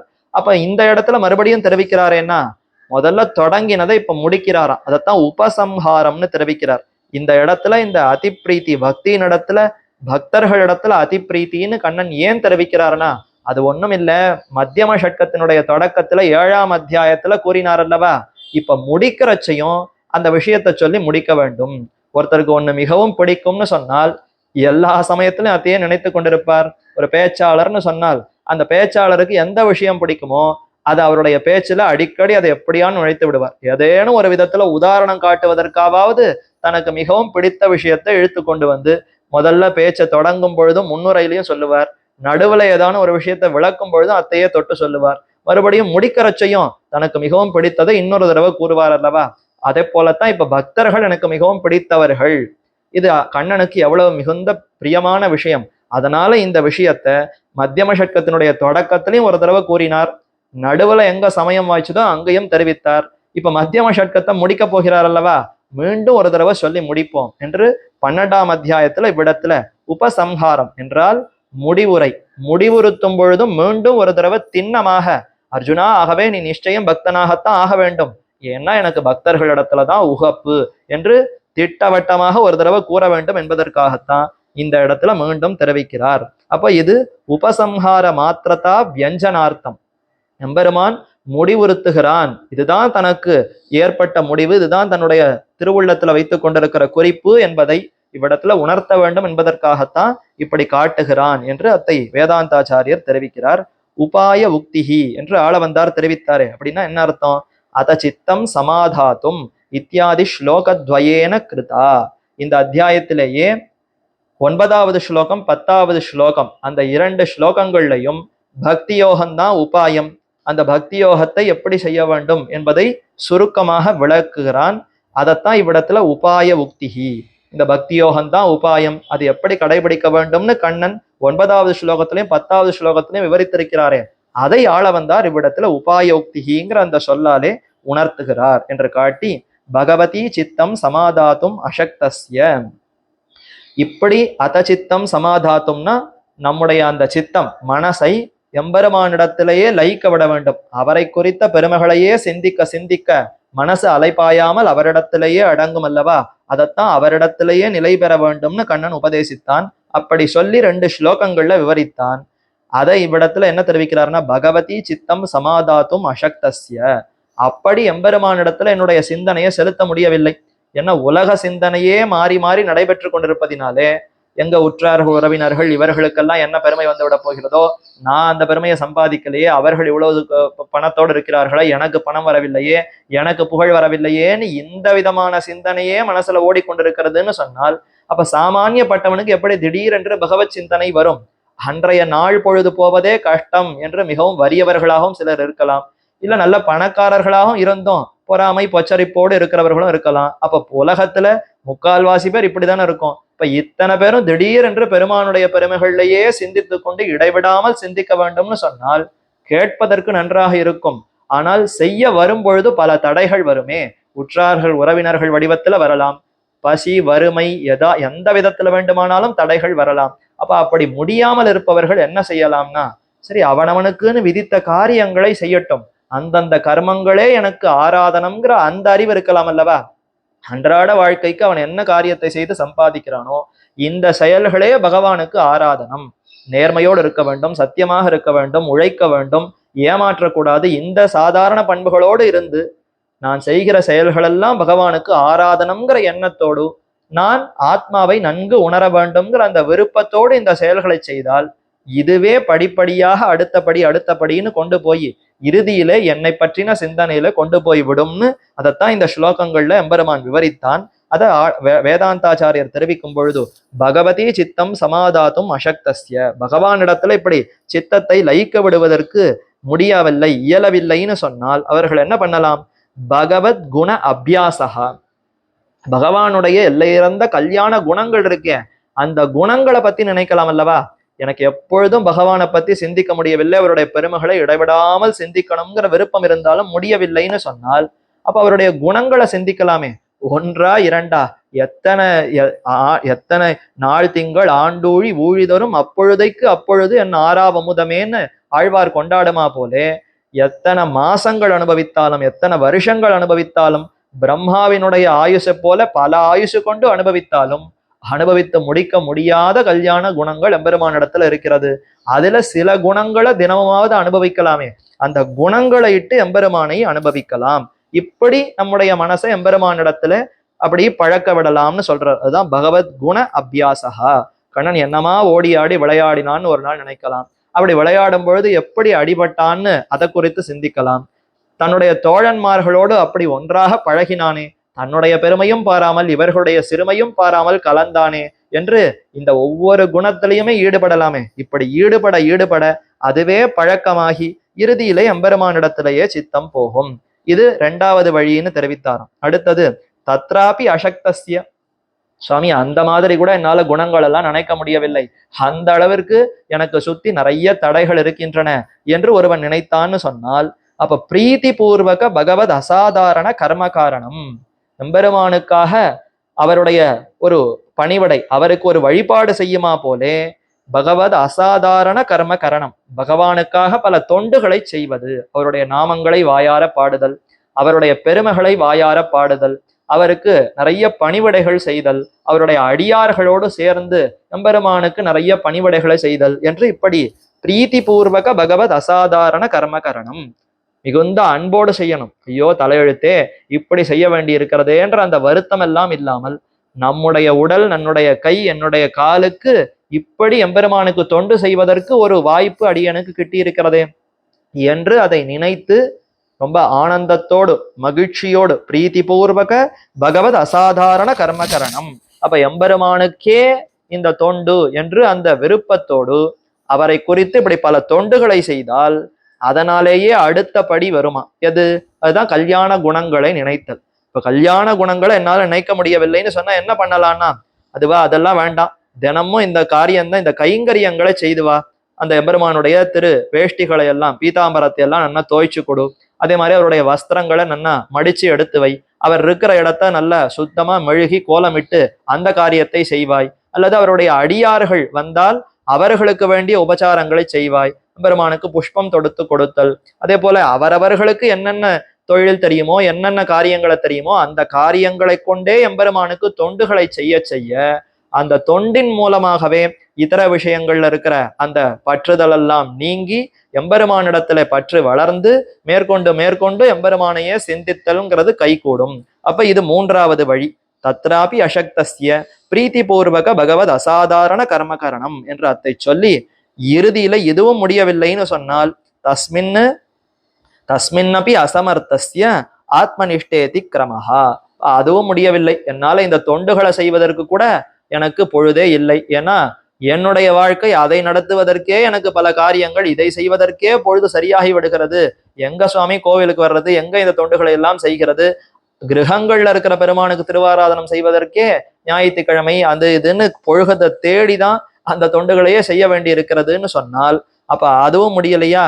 சரி, இறுதியில அடியேன் ஆத்மா அப்படிங்கிற அந்த உணர்வு இருக்கிறதுல, அந்த உணர்வை நன்றாக பெற வேண்டும், ஆத்மாவை உள்ளபடி தெரிந்து கொள்ள வேண்டும்ங்கிற அந்த கடைசி பட்ச விருப்பத்தையாவது வளர்த்து கொண்டு, எல்லாரும் சொல்றாளே ஏதோ ஆத்மா ஆத்மா ஆத்மாங்கிறாளே, அந்த ஆத்மான்னா என்ன அதையாவது நன்கு புரிந்து கொள்ள வேண்டும், கடைசி பட்சம் இதையாவது நான் தெரிந்து கொள்ள வேண்டும்ங்கிற அந்த விருப்பத்தை வளர்த்து கொண்டு அதை புரிந்து கொள்ளுவதற்கு உண்டான சில முயற்சிகளையாவது செய்வாய் என்று அந்த கிரமத்தை காட்டினார். அப்ப இந்த கிரமம் இப்படி தொடங்கினால் அது அடுத்தபடின்னு கொண்டு போய் மேல இறுதியில பகவானிடத்திலேயே இந்த மனது சிந்திக்குமா போலே அதை செய்யும் என்று சொல்லி தத் பிரகாராக. சரி, அந்த பிரகாரங்கள் எப்படி இந்த குணங்கள் எல்லாம் வருவித்துக் கொள்ளுவது? இப்ப ஆத்மாவை குறித்து சிந்தித்தல்னு சொன்னீர், ஆத்மாவை புரிந்து கொள்ள வேண்டும்னு சொன்னால் அதற்கும் சில தன்மைகள் வேண்டுமே. இந்த மாதிரி வாழ்க்கையை வாழ்ந்தால்தான் இறுதியில ஆத்மாவை குறித்த சிந்தனைங்கிறது இடைவிடாமல் வரும். அப்ப அதற்கு வேண்டிய குணங்கள் என்ன, அதையும் இந்த அத்தியாயத்துல கண்ணன் தெரிவித்தார். அதைத்தான் ஆள வந்தார் இந்த ஸ்லோகத்துல தத் பிரகாராகா என்று காட்டினார். கர்மயோகாதி அபேட்சிதாகா, கர்மயோகம் அவனவனுக்குன்னு விதிக்கப்பட்ட செயல்களை செய்வது எதற்குன்னா அதன் மூலமாகத்தானே ஆத்ம சாட்சா்காரம் ஏற்படும்னு முன்னாடி பார்த்தோம், பிரதம ஷட்கத்துல அதானே பார்த்தோம். அவனவனுக்குன்னு விதிக்கப்பட்ட செயல்கள் கர்மயோகத்தை செய்யவே அதுவே ஆத்மாவை உள்ளபடி உணருவதற்கு ஒரு வழியாக இருந்து ஆத்மாவை நாம் நன்கு உணரலாம்னு பார்த்தோமே. அப்படி அந்த கர்மயோகத்தை செய்யணும்னு சொன்னால் அப்ப என்ன மாதிரியான பண்புகளை நாம வளர்த்து கொண்டால் கர்மயோகத்தை நன்கு செய்வோம்? இந்த பண்புகளை எல்லாம் வளர்த்து கொண்டு இந்த குணங்களோடு இருந்தோம்னு சொன்னால் கர்மயோகத்தை எந்த தடையும் இல்லாமல் செய்யலாம். அந்த குணங்கள் என்ன என்பதை இந்த 12வது அத்தியாயத்துல 13வது ஸ்லோகத்திலிருந்து ஒரு 2 ஸ்லோகத்துல எம்பெருமான் விவரித்தான். அத்வேஷ்டா சர்வபூதானாம், யாரிடத்திலையும் துவேஷம் இல்லாமல் அனைத்து ஜீவராசிகளும் நல்ல எண்ணத்தோடு அவர்களிடத்துல இருக்க வேண்டும். துவேஷ்டானா துவேஷிப்பவன், இவன் எனக்கு தீயவன், இது தாழ்ந்தது என்று அதனுடைய தாழ்மையும் பாராமல், அவன் எனக்கு ஏதேனும் தீமையை செய்திருந்தால் அந்த தீமையும் மனசுல கொள்ளாமல், யாரையும் துவேஷிக்காமல், யாருக்கும் தீமையை செய்யாமல், அத்வேஷ்டா சர்வபூதானாம், அனைத்து பூதங்களும் எம்பெருமானுடைய சரீரம், எம்பெருமானுக்கு சொத்தாகத்தானே அனைத்தும் இருக்கிறது என்று அதை புரிந்து கொண்டு அஹிம்சைங்கிற அந்த குணத்தை வளர்த்து கொண்டு இப்படி படிப்படியாக பல குணங்கள் கீதையில கண்ணன் பெருமான் காட்டுகிறான். அதைத்தான் இவ்விடத்துல தத்பிரகாராகா என்று ஆள வந்தார் தெரிவித்தார். இத்தியாதினே உக்தா உபாதேய குண பிரகாராகா, கை கொள்ள வேண்டிய அவசியம் நமக்கு வர வேண்டிய அந்த நல்ல பண்புகள் என்ன என்பதைத்தான் ஆள வந்தார் தத்பிரகாராகா என்று காட்டுகிறார். ததாச்ச தத்ர பாஷிதம் அனபிசம்ஹித பல கர்ம நிஷ்டஸ்ய உபாதேயான் குணானாக. கீதா பாஷ்யத்துல எம்பெருமானாரா என்ன காட்டினாராம்? அனபிசம்ஹித பலம் அப்படின்னா கர்மயோகத்தை செய்யும் பொழுது அந்த கர்மத்திற்கு உண்டான பலன்ல விருப்பம் இல்லாமல் செய்ய வேண்டும். இந்த கர்மா செய்பவன் நான் அல்லன், என்னுடைய குணங்கள் தூண்டி செய்கிறேன், இந்த குணங்களும் எம்பெருமானுக்கு அதீனப்பட்டவை, அவர்தான் எனக்கு உள்ளிருந்து நியமிக்கிறார். இப்ப பரமாத்மா அவனுடைய அதீனத்தினால்தான் இந்த செயலையே நான் செய்கிறேனே தவிர நான் எங்க இந்த செயலை செய்பவனாக இருக்க முடியும்? அப்ப கர்த்தா நான் அல்லன். எப்ப நானே செய்பவன் அல்லையோ அந்த செயலும் என்னுடையதல்ல. எப்ப செயலே என்னுடையதல்லவோ அதனுடைய பலனும் என்னுடையதல்ல. இதற்கு உண்டான பலன் அது எம்பெருமானுக்கு ஏற்படக்கூடிய மகிழ்ச்சி. இதை செய்தால் யார் ஆனந்திக்கிறார்னா பரமாத்மா தானே அனுபவிக்கிறார், அவர் தானே ஆனந்தப்படுகிறார். அதனால இந்த செயலுக்கு உண்டான பலன் என்னன்னு கேட்டால் பரமாத்மாவினுடைய முகமலர்ச்சி, அவருடைய சந்தோஷம், அதற்காக செய்கிறேன் என்று பல தியாகம், மமதா தியாகம், கர்த்திருவ தியாகம், இந்த 3 தியாகங்களோடு கர்மயோகத்தை செய்ய வேண்டும்னு உபதேசித்தாரே. அதைத்தான் அனபிசம்ஹித பல கர்ம, எந்த அந்த தாழ்ந்த பலன்கள்ல விருப்பமில்லாமல் செய்யப்படக்கூடியதான இந்த கர்மம், கர்மயோகத்துல நிஷ்டை, அதுல நல்ல ஒரு பிடிப்பு வர வேண்டும்னு சொன்னால் அதற்கு அவசியம் தேவையான பண்புகள் என்ன? உபாதேயான் குணான்னு சொன்னால் கண்டிப்பா கை கொள்ள வேண்டிய குணங்கள், இந்த நற்பண்புகள் எல்லாம் நமக்கு வர வேண்டும். என்பதைத்தான் கண்ணன் இந்த அத்தியாயத்துல உபதேசித்தார். அதைத்தான் எம்பெருமானாரும் தன்னுடைய முன்னுரையில இப்படி என்று காட்டினார். அது எங்கிருந்து அவர் காட்டினார்னா, இதோ ஆள வந்தார் தத்பிரகாராக என்று இங்கே காட்டியிருக்கிறாரே, அதை மூலமாக வைத்துக் கொண்டுதான் எம்பெருமானார் இப்படி சாதித்தார்னு வேதாந்தாச்சாரியர் இவ்விடத்துல எடுத்து காட்டுகிறார். மேலே அதிப்ரீத்திர் பக்தேகேன்னு தெரிவித்தாரே, அந்த பக்தனிடத்துல எனக்கு மிகுந்த பிரீத்தி, அதை விவரிக்கிறார். ஏது தர்மியாம் ரிதம் இதம் தர்மியாம் அமிர்தமிதம் யதோக்தம். எப்படிப்பட்ட இந்த சிறந்த பக்தி யோகத்தை நான் உனக்கு உபதேசித்திருக்கிறேனோ அர்ஜுனா, அது எப்படிப்பட்டது? தர்மியம், மிகுந்த தர்மமானது, சிறந்த தர்மமான எனக்கே மிகவும் ஆனந்தத்தை கொடுக்கக்கூடியதான இந்த பக்தி யோகம் என்று அதனுடைய பெருமையை சொல்லி, அமிர்தம் இதம், இது அமிர்தம்னா அழியாததான அந்த மோட்சத்தையே பெற்றுக் கொடுக்கும், என்னையே அடைதல்ங்கிற அந்த அழியாததான சிறப்பான பலனையே பெற்றுக் கொடுக்கக்கூடிய இந்த பக்தி யோகத்தை நான் எப்படி சொன்னேனோ, யதா உக்தம், உனக்கு எப்படி உபதேசித்தேனோ அதை அப்படியே கேட்டு நீயும் அதை செய்வதற்கு முன் வருவாயின்னு இந்த அத்தியாயத்தினுடைய 20வது ஸ்லோகம், இறுதியான ஸ்லோகத்துல அதை கண்ணன் பெருமான் விவரித்தான். அதைத்தான் இவ்விடத்துல ஆள வந்தார் காட்டி கொடுக்கிறார். அதிப்ரீத்திர் பக்தேகே, ஏன்னா எம்பெருமான் இப்படி கூறியிருப்பதினாலே பக்தனிடத்துல அவனுக்கு மிகுந்த பிரீத்தி உண்டுன்னு தெரிகிறது.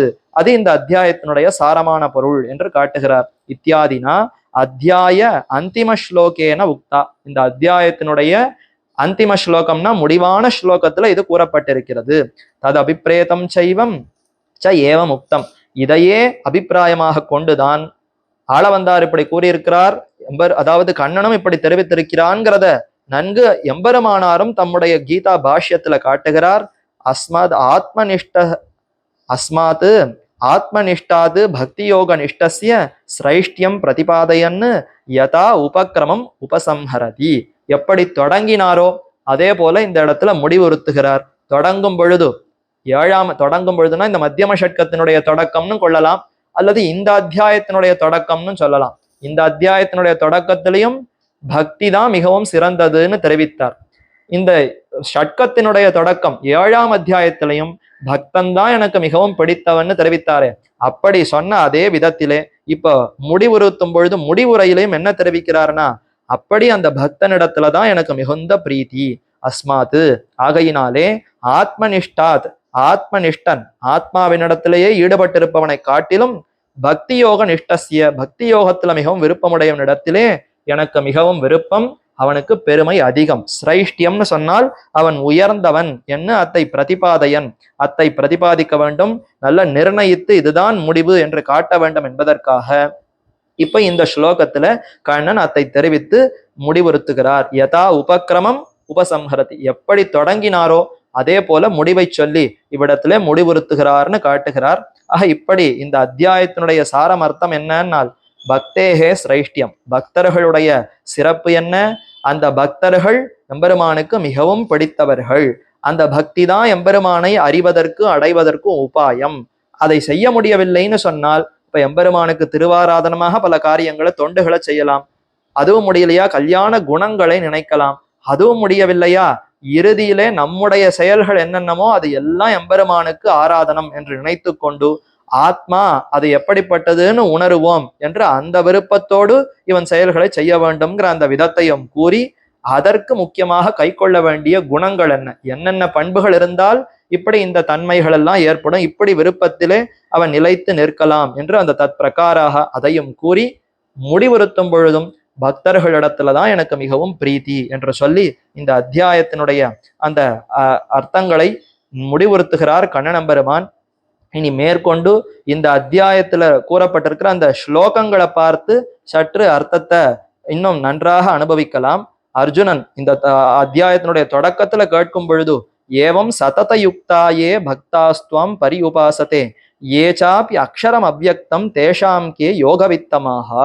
கே யோகவித்தமாக, யார் சிறப்புடையவர்கள், யார் அதிசீக்கிரத்திலே பலனை பெறுவர்கள் என்று கேட்கிறான். 2 பேரை இந்த இடத்துல தெரிவிக்கிறான். ஏவம் சததயுக்தா ஏ பக்தா ஸ்துவாம் பரியுபாசதே, துவாம் உன்னை இடைவிடாமல் சிந்திக்கிறார்கள், மீண்டும் மீண்டும் சிந்திக்கிறார்கள், அன்போடு சிந்திக்கிறார்கள். யார் அவர்கள்? பக்தாகா, பக்தர்கள். சததயுக்தானாம், எதனால அவர்கள் பக்தி செய்கிறார்கள்னா, எம்பெருமானோடு எப்பொழுதும் சேர்ந்திருக்க வேண்டும். சதத யுக்தன்னா அவனை விட்டு பிரியாமல் ஒழிவில் காலமெல்லாம் உடனாய் மண்ணின் நம்மாழ்வார் பிரார்த்தித்தாரே, அந்த மாதிரி எந்த நிலையிலும் எம்பெருமானை விட்டு பிரியாமல் சேர்ந்தே இருக்க வேண்டும்ங்கிற அந்த ஒரே ஒரு பயனுக்காக பக்தி செய்பவர்கள்.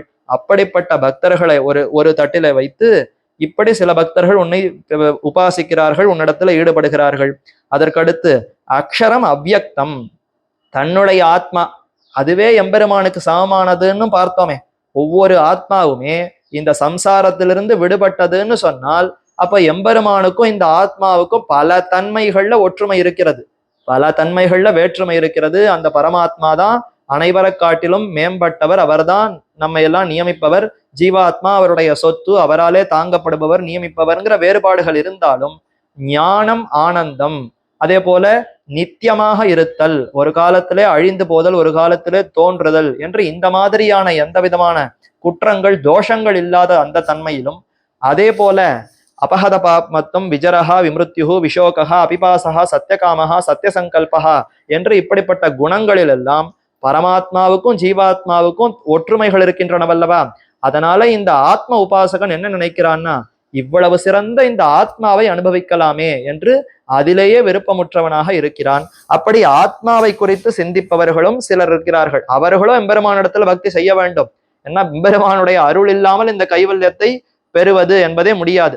ஆத்மா தன்னைத்தானே அனுபவிக்க வேண்டும்னு சொன்னாலும் அதற்கும் எம்பெருமானுடைய அனுமதி இருந்து அவருடைய அருள் இருந்தால்தான் இந்த பலனையும் பெற முடியும். அப்ப இந்த விருப்பத்தோடு சிலர் எம்பெருமானிடத்துல பக்தி செய்கிறார்கள். இப்படி இருவரையும் எடுத்து தேஷாம் கே யோகவித்தமாக, இவர்களுக்குள்ளே யார் தங்களுடைய யோகத்தினுடைய பயனை மிக விரைவிலே அடைகிறார்கள், தங்களுடைய அந்த உபாயத்திற்கு உண்டான பலனை மிகவும் விரைவில் அடைபவர்கள் யார் என்று கேட்க பகவான் உபதேசிக்கிறான்.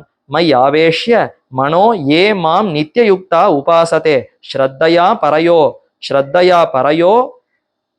பரையோ உபேதாஸ்தே மே யுக்ததமா மதாஹா. இவர்கள்தான் மிகவும் சிறந்தவர்கள். யார் தெரியுமா? மை ஆவேஷ்ய மனஹா, என்னிடத்திலேயே மனதை லயித்தவர்களாய், மாம் நித்தியயுக்தா உபாசத்தே, தினந்தோறும் எல்லா காலமும் என்னோடு சேர்ந்திருக்க வேண்டும்ங்கிற அந்த விருப்பத்தோடு யார் உபாசிக்கிறார்களோ, என்னை தியானிக்கிறார்களோ, ஸ்ரத்தையா பரையா உபேதாஸ்தே, மிகுந்த ஸ்ரத்தையோடு என்னையே நினைக்கிறார்கள், மேலான ஸ்ரத்தையோடு கூடியவர்களாய், என்னோடு எப்போதும் சேர்ந்திருப்பவர்களாய், விரும்புகிறவர்களாய் எவர்கள் என்னை உபாசிக்கிறார்களோ அவர்கள் என்னால் சிறந்த யோகிகளாக எண்ணப்படுகிறார்கள். இவர்கள்தான் மிகவும் சிறப்பானவர்கள்னு கண்ணன் தெரிவித்து இதற்கப்புறம் இவர்கள்தான் வெகு சீக்கிரமாக அடைகிறார்கள் பலனை என்றும் தெரிவிக்கிறான். ஏது அக்ஷரம் அனிர்தேஷ்யம் அவ்யக்தம் பரி உபாசதே சர்வத்திர கம அச்சிந்தியம் ச கூட்டஸ்தம் அச்சலம் துருவம் சந்நியம்ய இந்திரிய கிராமம் சர்வத்திர சமபுத்தயः தே பிராப்னுவந்தி மாமேவ சர்வபூத ஹிதே ரதாः கிளேஷ அதிகதரஸ்தேஷாம் அவ்யக்த அசக்த சேதசாம் அவ்யக்தாஹி கதிர் துக்கம் தேக வத்பிர் அவாப்யதே. என்னை உபாசிப்பவர்கள் சிறந்தவர்கள், என்னை விரைவிலேயே அடைகிறார்கள். ஆனா ஆத்மாவை குறித்து உபாசிப்பவர்கள்னு சொன்னால் அது மிகவும் சிரமம். ஏன்னா ஆத்மாவை குறித்து உபாசித்தல்ங்கிறது அவ்வளவு எளிதிலே அவர்களுக்கு கை கூடாது.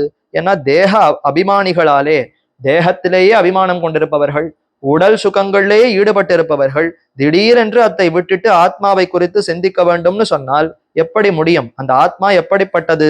அதைத்தான் மேலே பல விசேஷணங்களால தெரிவிக்கிறான்.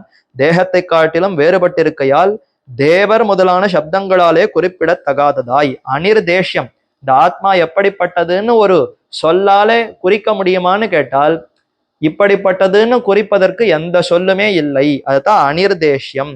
தேவன்னு சொல்றதா, மனுஷன்னு சொல்றதா, விலங்குன்னு சொல்றதா, தாவரம்னு சொல்றதா, இது எதுவுமே சொல்ல முடியாது. இது எல்லாமே வெறும் உடலுக்கு உண்டான பெயர்கள். இப்ப ஆத்மாவுக்கு என்ன பெயர், அதை எப்படி கூறலாம்னு சொன்னால் ஆத்மான்னு கூறலாம். அதற்கு மேல அதுக்கு வேற ஏதாவது சொல்லிட்டு அதை குறிப்பிட முடியுமான்னு கேட்டால் எப்படி குறிப்பிடுவதுங்கிறதே தெரியவில்லை. அப்படி அனிர்தேஷ்யமாய் அவ்யக்தமாய் கண் காது முதலான புலன்களாலே அதை பார்த்து அனுபவிக்க முடியுமான்னு கேட்டா ஆத்மாவை அப்படி உணரவே முடியாது.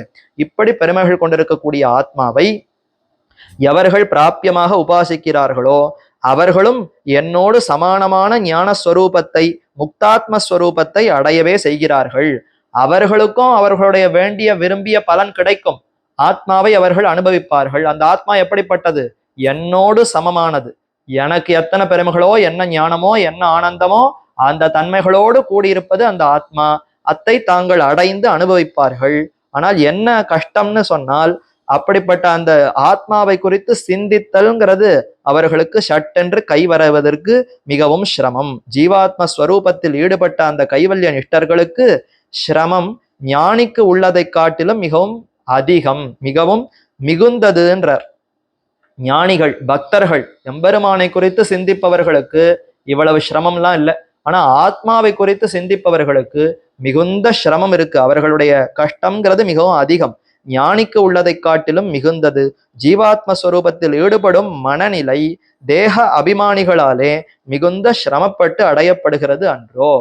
உடல்லேயே ஈடுபட்டிருப்பவர்கள் திடீரென்று அதை விட்டு இப்ப ஆத்மாவினத்துல ஈடுபடுன்னு சொன்னால் அது எப்படி முடியும்? அது மிகுந்த சிரமம், மிகவும் கஷ்டம் என்று சொல்லி அதை விட்டுட்டு இப்ப எம்பெருமானிடத்துல ஈடுபடுதல்னு சொன்னால் அதுதான் மிகவும் சுலபம், அது மிக விரைவிலேயும் பலனை கொடுக்கும் என்று சொல்லி அத சித்தம் சமாதாத்தும் ந சக்னோஷி மயி ஸ்திரம் அபியாச யோகேன ததோ மாம் இச்சாப்தும் தனஞ்சய மய்யேவ மன ஆதாஸ்வ மயி புத்திம் நிவேஷய நிவசிஷ்யசி மய்யேவ அத ஊர்துவம் ந சம்சயா.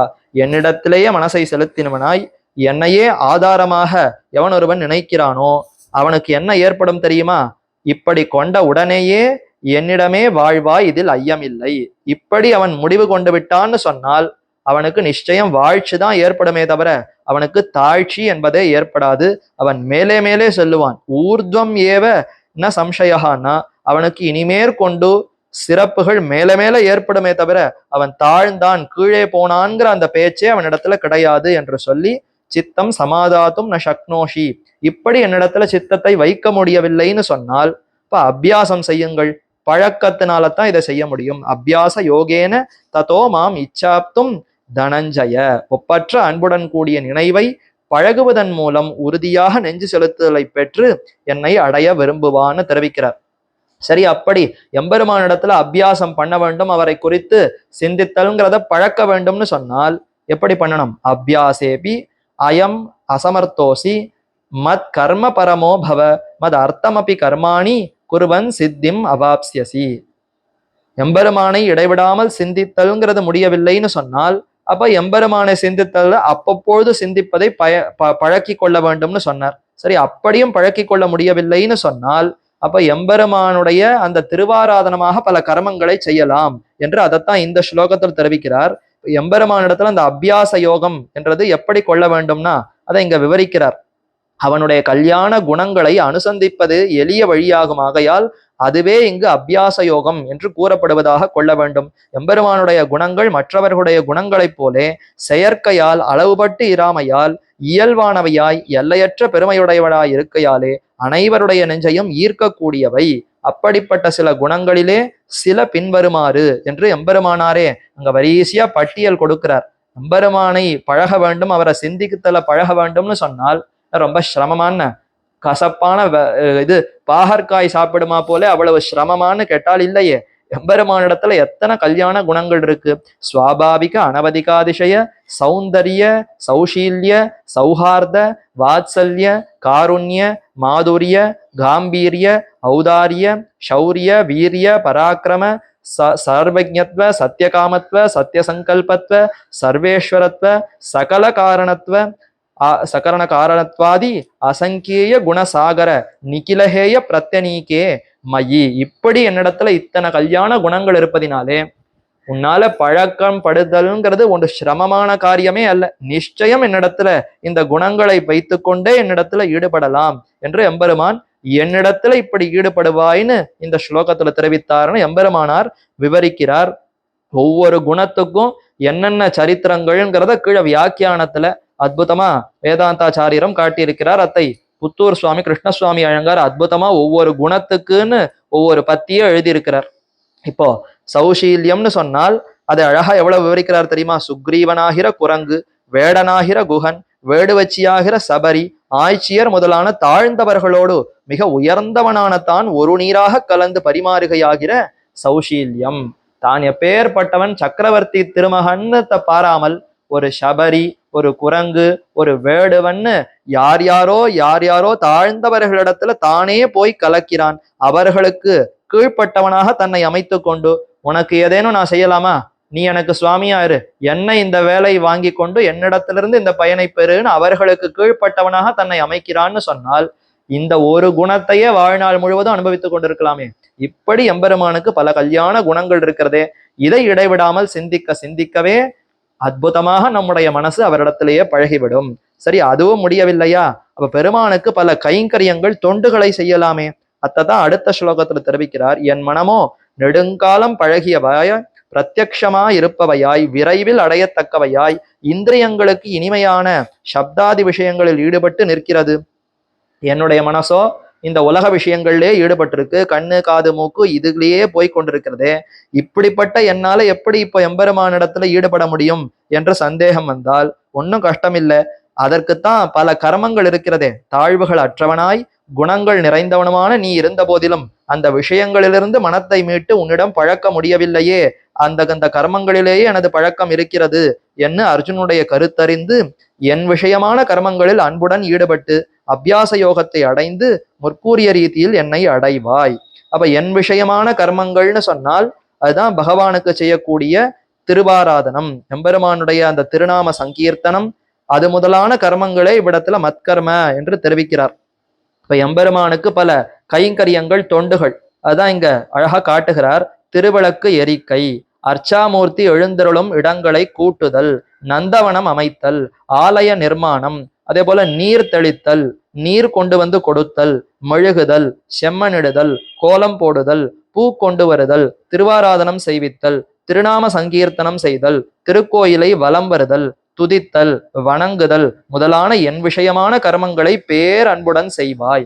இப்படி பல தொண்டுகள் அவரவர்களுக்கு என்ன முடியுமோ அந்தந்த விதத்திலே எம்பெருமானிடத்துல இந்த தொண்டுகளை செய்தோம்னு சொன்னால் இதனாலேயே அந்த மனசு பண்பட்டு சத்துவகுணம் அதிகரித்து வெறுமனே இதை செய்கிறோமே, எதனால செய்கிறோம், அந்த எம்பெருமானுக்கு எத்தனை பெருமைகள் இருக்குன்னு சிந்திப்பதற்கு இதுவே தூண்டும். மனசு அங்க இங்கன்னு தாழ்ந்த விஷயத்துல ஈடுபட்டு இருந்தால்தான் எம்பெருமானை சிந்தித்தல்ங்கிறது சட்டென்று வராது. ஆனா இந்த செயல்களை செய்ய செய்ய செய்ய என்ன ஆகும்னா அதனாலேயே சத்துவகுணம் அதிகரிக்கும்.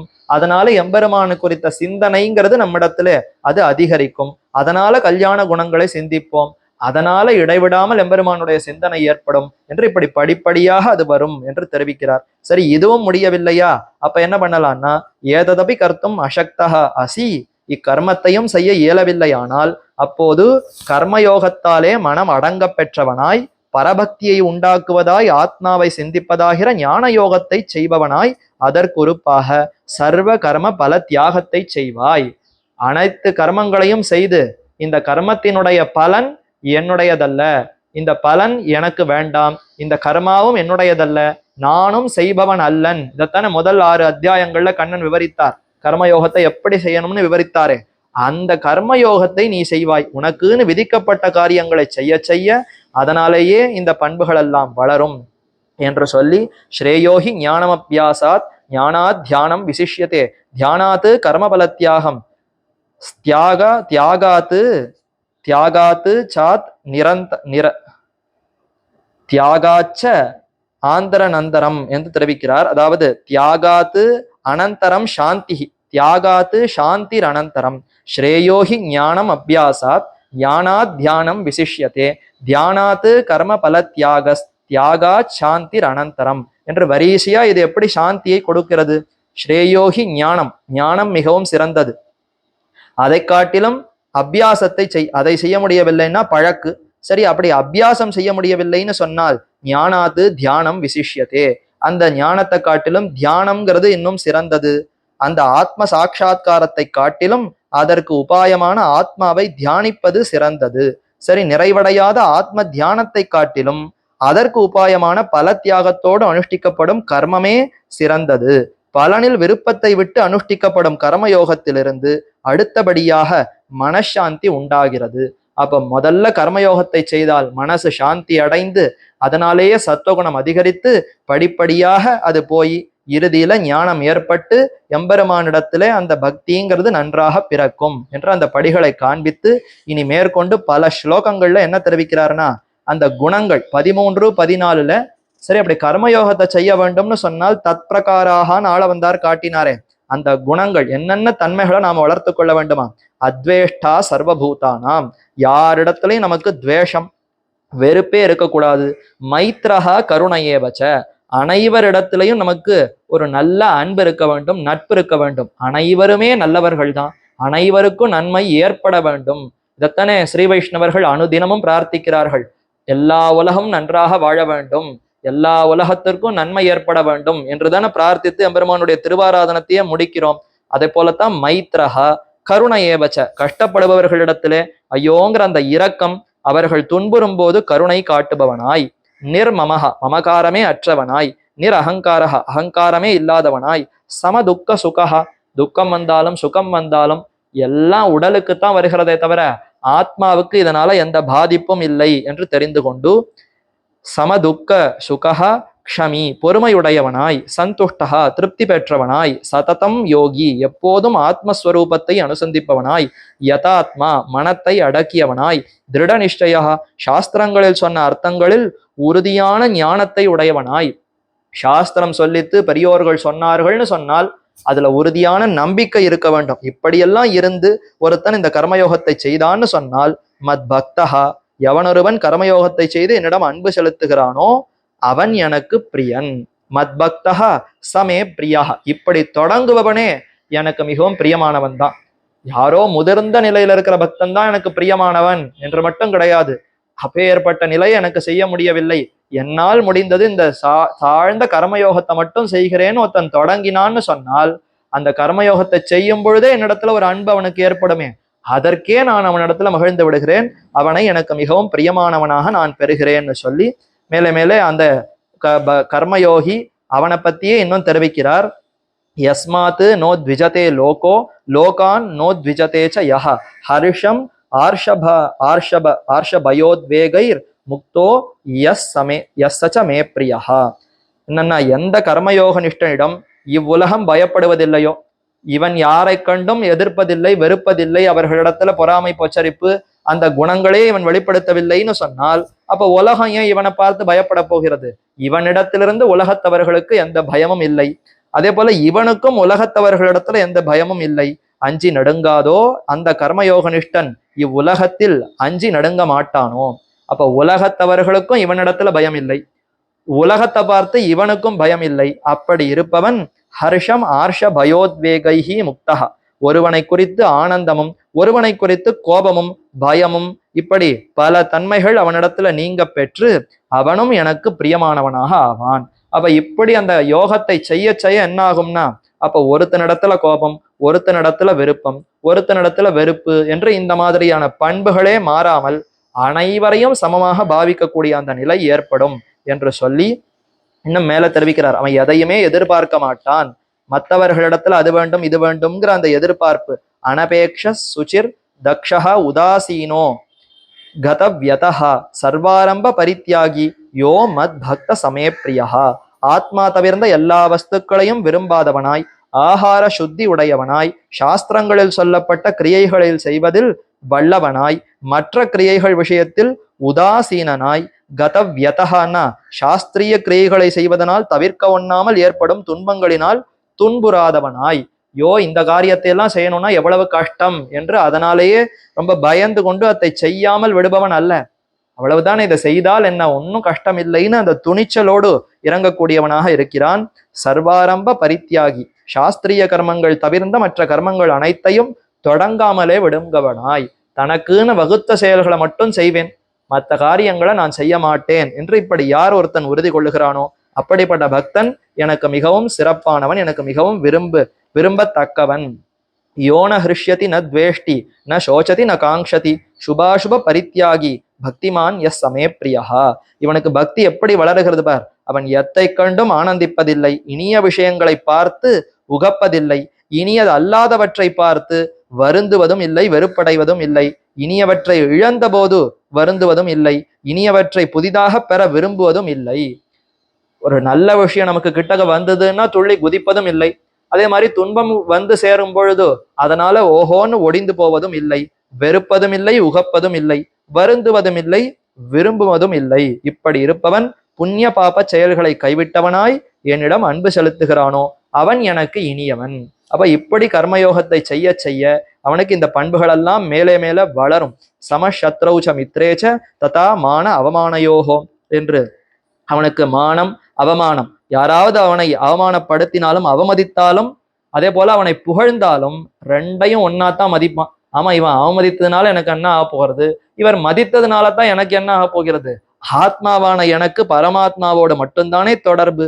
சீத உஷ்ண சுக துக்கேஷு சமஹா, குளிரோ உஷ்ணமோ இன்பமோ துன்பமோ இப்படி இரட்டைகள் வந்தபோதும் அதனாலே இவன் எந்த கலக்கமும் இல்லாதவனாய் இப்படி அவன் மேலே மேலே வளர்ந்து யுக்த மே பிரியா, அவன் எனக்கு மிகவும் பிரியமான நரனாக ஆவான்னு சொல்லி இதுவரைக்கும் சாதாரண அந்த கர்மயோகத்தை செய்பவன் அவன் இந்த குணங்கள் அடைவான்னு சொன்னார்.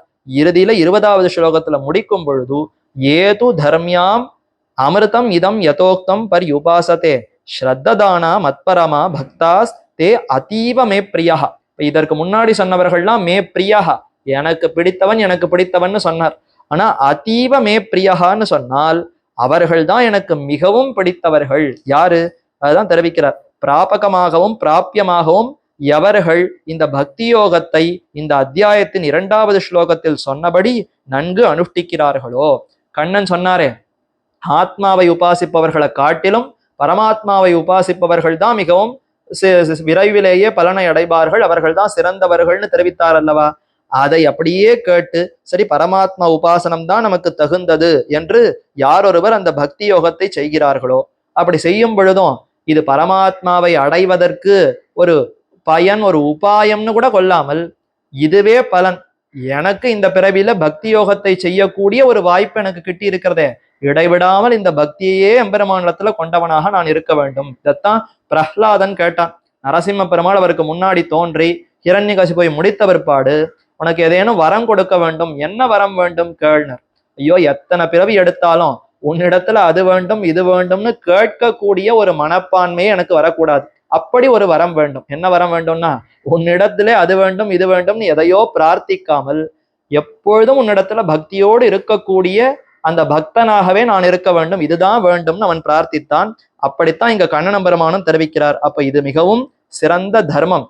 தர்மம்னா என்ன அர்த்தம்? இதுவே பிராபகமாகவும் இருக்கிறது, இதுவே பிராபியமாகவும் இருக்கிறதுன்னு இந்த பக்தி யோகத்தை அடையத்தக்க புருஷார்த்தமாகவும் கொண்டு எப்படி நான் உபதேசித்தேனோ அதில் அப்படியே உறுதியுடையவனாய் நன்கு அனுஷ்டிக்கிறார்களோ, ஸ்ரத்தையுடையவர்களாக அவர் இருக்கிறார்கள், அவர்கள்லாம் உயர்ந்தவர்கள், எப்போதும் என்னோடு சேர்த்தியை விரும்புகிறார்கள், அவர்கள் எனக்கு மிகவும் இனியவர்கள், எனக்கு மிகவும் உகப்பானவர்கள், என்னிடத்துல அத்தனை அன்போடு இருப்பவர்களிடத்துல எனக்கும் மிகவும் சிறப்பான அன்பு அவர்களிடத்துல இருக்கிறது என்று சொல்லி இப்படி இந்த அத்தியாயத்தையே முடிவுறுத்துகிறான். ஆக நாமும் அந்த எம்பெருமானிடத்துல பக்தி உடையவர்களாக இருக்க வேண்டும் என்பதுதான் எம்பெருமான் எதிர்பார்க்கிறான். அப்படி நாமும் அந்த எம்பெருமானிடத்துல அன்பை வளர்த்து கொள்ளுவோம். ஆச்சாரியன் அருளோடு அந்த எம்பெருமானிடத்துல அன்பை பெற்று ஆச்சாரிய கைங்கரியம், பகவத் கைங்கரியம், பாகவத கைங்கரியம்னு அனைத்து தொண்டுகளையும் அனைவருமே பெற்று இன்புற்று இருக்க வேண்டும் என்று பிரார்த்தித்து கொண்டு அமைகிறேன். இனி மேற்கொண்டு அடுத்த ஷட்கம், சரம ஷட்கம், திருத்தீய ஷட்கம், அதுல கண்ணன் பெருமான் என்ன உபதேசிக்கிறான், அதை ஆள வந்தார் எப்படி தெரிவிக்கிறார் என்பதை மேற்கொண்டு அனுபவிக்கலாம் என்று கூறி அமைகிறேன்.